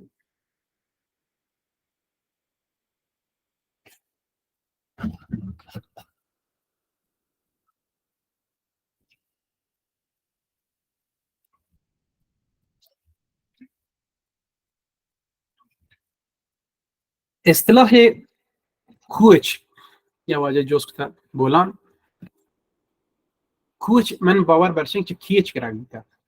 براویان یا دراوید زبانایی که سابقا ادا موجودیتش بوده کوچ کیچ من یکی از پادشاهی ها یکی از مناطق تمدنی بلوچ بوده در سابق و مثلا مارکوپولو وقتی یایتین گوشی من ربطون کیچ آیا گوشی کوچ کیچ مکران به از اصطلاحات آیا ذکر کن گوشی ادا پادشاهی هسته مرکز پادشاهیت ادا داد و ستد هستد از آن پوچان حتی مردمانی ذکر کنم مثلا مارکوپولو گوشی که پوچی که گوشی در کتاب مثلا عربی تو که وانتگد آیی اصطلاح دقیق مزنه ولی در ترجمه وقتی چه عربی ترجمه کنه معنی چی که یک پوچ یک لایه بدون آستر شن گرا بوده یعنی هنوزین بلوچی پوچا اشاره کنه گاهی که آن مردمان گرا بودن و گوشی که گشتری مردم مسلمان بعضی این چشان مثلا بت پرستن و هم ذکر کردن که ادان تا کیچ مثلا تا کیسا مثلا چه فاصله هست 5 شبان روز نامه گرگاین دیگه عرض خدمت آیی ادن بدلیل چرا این یک نقطه مهمی بوده بلوچستان تو آب بوده بالاخره عنصر آبی که در این منطقه هم موجود بوده همیشه حکومتان بر اساس جمعیت عربی و جمعیت هم بر اساس آب عربی یعنی تو یه جای بتونه کشاورزی بکنه یه جای بتونه زندگی بکنه یه جای بتونه امرار معاش اولیه بکنه تو روی همون سکونت کنه نه مردم جنبه این جنبه رفته به شهر تبدیل به شهران تبدیل به تمدن بند در حاکمش بید تاریخش بید در فلانش بید همچنانش رشد کنه یا به همین خاطر شما گفتید سیستم تو چون آب باز بوده خیلی مهمی منطقه‌ای بوده همیشه برای حکمرانی‌های بلوچان یا مثلا مناطقی که نزدیک حوزه سند کم که آب خوش آب و هواترن و آبش گشته هسته این موضوع این مناطق گشته مورد توجه بودن گشته جمعیت دا بود گشته حکومت دا شکل گرفته و توجهات بعدی امپراتوران که شکل گرفته حملهش بوده هم گشته همین مناطق دا بوده مثلا این صحراهای وسط مرکزی که به داخل بلوچستان مناطق خشکی که هسته شما گنده که جمعیت هم کمتر هم بوده و توجهات حکومت دیگه هم بده کمتر بوده لذا این کوچ که شما گوشگاهی کوچ حتی ساسانی مثلا کوسون که گوشنده چمه کوچان وقتی اصطلاح گوشنده در یه بخشی از تاریخ در این دوره اصطلاحی که جاه کرده در مردمان سرا چون ما چندین هزار سال بحث کنیم ما در ظرف 200-300 سال تو که مردمان نام عوض بن تحولات عوض بن شما مثلا بلوچان نامان گنده در یه دوره تو که متفاوتن در این دوره اسلامیت پاکی نام عوض بن من نام حبیب الله بی عبدالعزیز بی عبدالکریم بی محمد بی فلان بی بخاطر دین مردم چون باورای انسان تاثیر الله مرشی که انسانان اوتی نامان بر یک چیزی که برای در نظر گرفتن دوستش بگاین تعیین بکنن یه نام ولی در قبل از اسلام مثلا کاملا نام متفاوتی بوده یا انگت هم هست باز این چه نام پاش کردن که ما را میتوکا ما کارمرزش کنه گاین نه ولی خب نام های اسلامی هم گنده ایتوکا سک باز بند یا انت یعنی وسعت پیدا کرده در جامعه بلوچستان توکا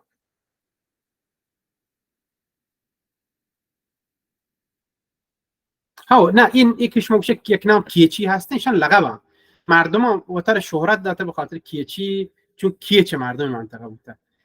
ما حتی اذا سراجی سگزی یک معروف شاعری معروف به نام سراجی سگزی کتابی هست این شعر چیزیته آیی گوشی که من در منطقه کیچ تو که برای شاهان مکران شعری جته شاهانی مرد کتگم رندشی چه ده هجرت کن روت سیستان تو که بود شاهان چه کن و رنده معروف به سگزی و کتابی هم هنگام موجوده در کتاب چارک بیتیم اشعار دریار و احتمال چه اشعار تو که هم شاهانی که بوده موجود تگن گشت شرط ظاهر و واضح بنتیم شپه ما اکان در موردش آثار باز تحقیق یعنی بی آدم نتونی چایم چیزی شعر ببین نه الزاما در منابع ارمنی نه در تمام منابع تو کشان گنده هندیان تو که گنده بعض چینیان تو که آثارش هم هستن ارمنیان تو که هستن بله شما یونانیان تا هم اقسام به خاطر جنگ و درگیری اشکانیان سک باز بوده در این آثار تو که باز این موضوع شما گنده و در آثار قدیمی هم که از خود ایرانی هم پشت کردن هم چیزانی در این بخش تو که هست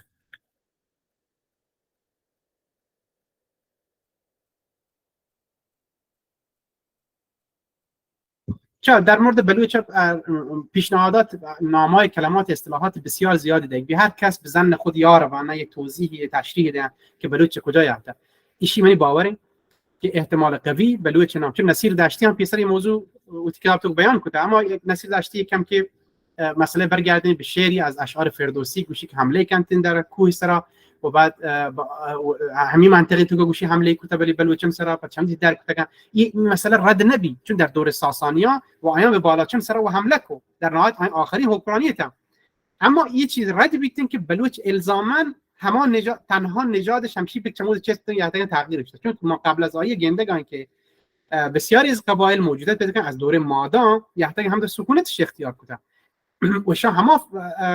نژادش بوده هم زبانش بوده هم فرهنگش بوده خاندان بلوچ به خاطر هم امپراتوری شاهنشاهی و بعدا نامای بعدی کیانته و بعدا آخرین شاهنشاهی آخرین دولتی که چان پشت کپی در آهوزی تا مطرحی بی در غیر صورت نتونه بگوشن که الزاما نام بلوچ در دوره مثلا چیه یحته اما چون نسل داشتی باشه که کل بلوچان شما دوره یحته نه بلکه ایشی خیلی وقت پیش اتفاق افتاد و در مورد چیزی ایشی هم خیلی نکته مهمه عزیزان توجه داشته به که چیزی که شاهنامه فردوسی در مورد جنگ مطرح کردن گوشی انوشیروان ساسانی یایت به بلوچان حمله کردن که این روایت هم کردگارنامه کتاب تو ذکر کتا گوشی چین چون نفر کشای بی جنگ باره بحث کردن گوشی دلیلش چیه بود که جنگ بعد بلوچانا شان هم یارته گنتی ولی اقدامی که انجام گیرید در دور انوشیروان که 200,000 بلوچ دان قتل عام کردند گوشانتین در دور ساسانیا در یه دوره تها جنگی که اتفاق افتاد در برزکوه تها بوده نه در حوزه دماوند و شمال مازندران تا این جنگ مشخصا در کرمان بوده در البرز که ما داشتیم البرز نه برزکوه در منطقه رودباری این جنگ در منطقه رودباری تا بوده در حوزه هنوگین کرمان تا بوده که ادام گوشن ما بلوچ و کوچانش جتند قتل عامش کردن 200,000 نفر ادام بالاخره گوشی کشک بیت نسل کشی که در تاریخ ساسانیان ثبت علیه بلوچان شما اگه تاریخ بوانید شما در دوره‌های مختلف تا یک نوع درگیری شرق و غربی همیشه گنده گاید مثلا یک دوره توران و ایران جنگی که همین حوزه تمدنی بحث کنگان یه دوره شما یا گندید که آقا به نام مثلا اشکانی با ساسانی جنگ یک دوره به نام مثلا بلوچ مثلا گو فلان جنگ فارس جنگ یک دوره اون از درگیر یعنی این تقلا یا یه درگیری یا یه چیز ما نسبتا یک کانفلیکت ها در تاریخ تو که ما مشاهده کنگاهیم که شی خوب دلیلی بر همان توان تلاشی یه تقلا و موجودیت مستقل مردمان بوده که حوزه تا همیشه بودتگن و مستقلانه زندگی کنن بودتگن، علاقمند و راغب نبودتگن که زیر سلطه شیوعی در بیان. اگر هم دست رازی بوده مطمئنا در مقابل آن یک نوع ایستادگی هم حتما بوده.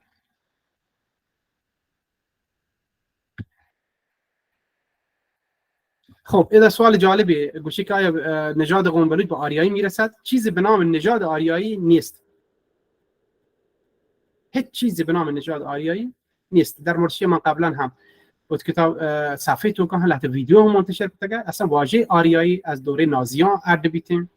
هرچند چیز کلمه آریا در یک دوره تا بشه، حتی همین دوره مادن تو که بنای قبیله موجوده آریازانت، حتی لحظه تاریخ نگاران گفتن که بیچاره که تنها جای اولین آثاری که کلمه آریایی تو که موجوده در آثاری که هرودوت اولین تاریخ نگار در مورد چی ذکر کرد، مادان ذکر کرد و واژه آریا هم موجوده. متوجه؟ یعنی اذا یک قبیله به نام آریا موجود، احتمالی هست رنده آریانی که ایریانی که در حوزه هرات تا مطرح بوده ممکن از همین قبایل بوده که حوزه شرقی تا وقتی سکونتش اختیار بوده، هم منتب و این نام ده پاشکپتبی. اما امپراتوری بزرگ 550 ساله 600 ساله که شان بوده، حکمرانی هایی که بوده در دوره نازی ها برای شان قوت یک جایگاهی بدنته، حتی یعنی اصطلاحی که نازیان زورته و آریایی واژه‌ای که زورته، هر چیز زورته چه بلوچان زورته، چه ادعای گزافی نہیں، به خاطرش که اصطلاح اما نمادی که برای اولین بار در حکمرانیان تو که استفاده بی بلوچان استفاده کنه، نماد صلیب شکسته که اصطلاح دینیش یه واژه دینی، یک نماد دینی قدیمی که در هندوان استفاده کرده هم بوده در آثار تو که بلوچان که یحتگان از لازم مذهبی و دینی گوان تقاربش پیدا کرده در اوتی پادشاهیان تو که ذکر کرده. یعنی برای یه آثار گوشنتی چی یه اثر سیویسیاتیک، یه اثر یه نماد اولین بار از لحاظ حکمرانی و حکومت بلوچان حکومت تو. یعنی این حکمرانی در چه دوره انتها بوده؟ همین امپراتوری هندو اشکانی که مطرحی همشی تو هم کار مرز بوده. یعنی امپراتوری بلوچانا بوده در این حوزه تو که این امپراطوری آنقدر با افتخارات بوده، با قدرت، با جایگاه بالایی بوده که این نماد همین نماد شرافتی بوده و عزتی بوده که وقتی نازیان یعنی که اوتی حکمرانی امپراتوریش اوتی حکمرانیش ارکود یعنی بالا فاشیست در واقع شان براشی که بوتار بحث نژادی مطرح بکنن بوشن در از یهودیان بالاترن از غیره رفت تاریخ تو که پارتیتن همین چیزان در گرفتن همشان زبانان نماد وقت استفاده کردن زورتنتش و گندید که هنو به عنوان یک نماد نازی استفاده کنن، معین استفاده هم بکنن مردمان حکومت‌های غربی ما را بگیرن جیل هم کنن و حتی ممکنه که پلتفرمی تو که وقتی پخش بکنه بلاک هم ببینید، اینستاگرام تو که غیره تو که بر شکل بارهای اول ما گنده که آثار چه ظاهر کنید در حکومت‌های بلوچان تو که ظاهر کنید. شما دو واژه پهلوای هم در گندگاه بلوچان تو که واژه مثلا پارتوای من هم در گندگاه واژه بالا چه مثلا گندگی در داخل بلوچان چه شکوه عظمت امپراتوری حکمرانیان و جایگاه والایش در آ دوره تو که پیش داره چه مؤثر بودن، چه تاثیرگذار بودن در تاریخ حوزه‌های قبل از مثلا میلاد مسیح و بعد از میلاد مسیح تو که ولی بعداً در دوره ساسانی وقتی امپراتور حکومتش پروشی از بین رفت و حتی جایگاه پیدا نکنه، حتی کشک من قتل عام با ایشان یک نوع سرکوفت دارن در دوره اسلام که یک پدام هم مگنده همین دوره تو که هندیان حمله کردن راجع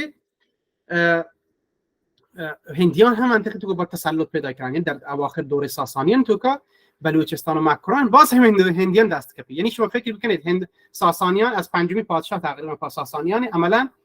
قدرت بلوچان در سرزمین تو که چان گرگ بی و اگر هم بلوچی جای مثلا نقش ایفایی کنه در جای حوزه ساسانیان انتها و نقش هایی بودن که هنوز مثلا یه جای فرمانداری بدن کلفرانی بدن تip فردی قبیله فلان این گرونگول ولی در جایگاه حکمرانی و تسلط و تی منطقی تو که چان عملا بعد از قتل آمان و شان چا پچگرگ بی گرگ بنتی چند دستا و وقت فرماندار محول کنن تیارت دا نندیانته در این دوره تو که رفته بلوچ ضعیف بعد هندیان یا انت در واقع دوره اشکانیت مسلط بنته سندیان در واقع گرانت منطقه رنچایی پدا مسلمانان یا انت منطقه وقتی مسلمانان یا انت خلافت اسلامی شکلی حمله بیت حضرت عمر دوره آیان در مورد سند خبر کنن و مکران نامه گیرن مکران تابع سند بیان کنن چون پادشاه سند دام حکومت کنه بود نامانش هم موجوده. به همین خاطر در تا دوره‌ای که بعداً مثلا دوره خب ادا انگه هم لحظه حکومت‌های گوندوکی اینگونگو چیز بوده یا حتی رفته ولی تا دوره چاکر اعظم شما گنده گاید که عملاً نام بلوچستان بر سرزمین تو چندان مطرح نہیں رفته این بلوچان که مردمان که شهرت پیدا کنه به بلوچ مطرح و معروف بنده در دوره چاکر اعظم تو که سرزمین هم به نام بلوچستان مطرح بود. چرا چاکر اعظم دوره تو که بلوچستان سرزمین مطرح بود برام بلوچ؟ چون چاکر اعظم برخلاف مثلا حکومتایی که میروانیان مثلا خانات کلات یک حکمرانی در حوزه تو که هستند براویان یا در سیستان تو که در جای تو که انگه وتارا حوزه منطقه‌ای رو معرفی کنه گایتم به همه روش قدیمی ولی چاکر اعظم یک به ظاهر یک شخصیت ملی گرایی است حوزه ملی دوباره تقویت کو بلوچان دوباره عزت دادن بلوچستان پاک و یک تسلط تو که دریا متحدی کو نام بلوچستان از همین دوره داشت اشعار تو که ظاهر بیتیم مگه دیگه پیدا گین رفته تاشی که هنو در یه دوره تو که مگه که دیگه پاکی منطقه یک کلمه تو که واجد کو استفاده بی حتی براویان که از زبان متفاوت دیگه در یک دوره تو که خیلی تعلقات قدیمی تری در سرزمین تاج بوده گنده که آیا هم وطن بلوچ زدن جزئی از بلوچن و یک مجموعه بلوچ در تاریخ تو که همیشه هم کوچ بلوچ در کنار هم بوده این وضعیت چیزی که تاریخ بلوچستان تشریح کرده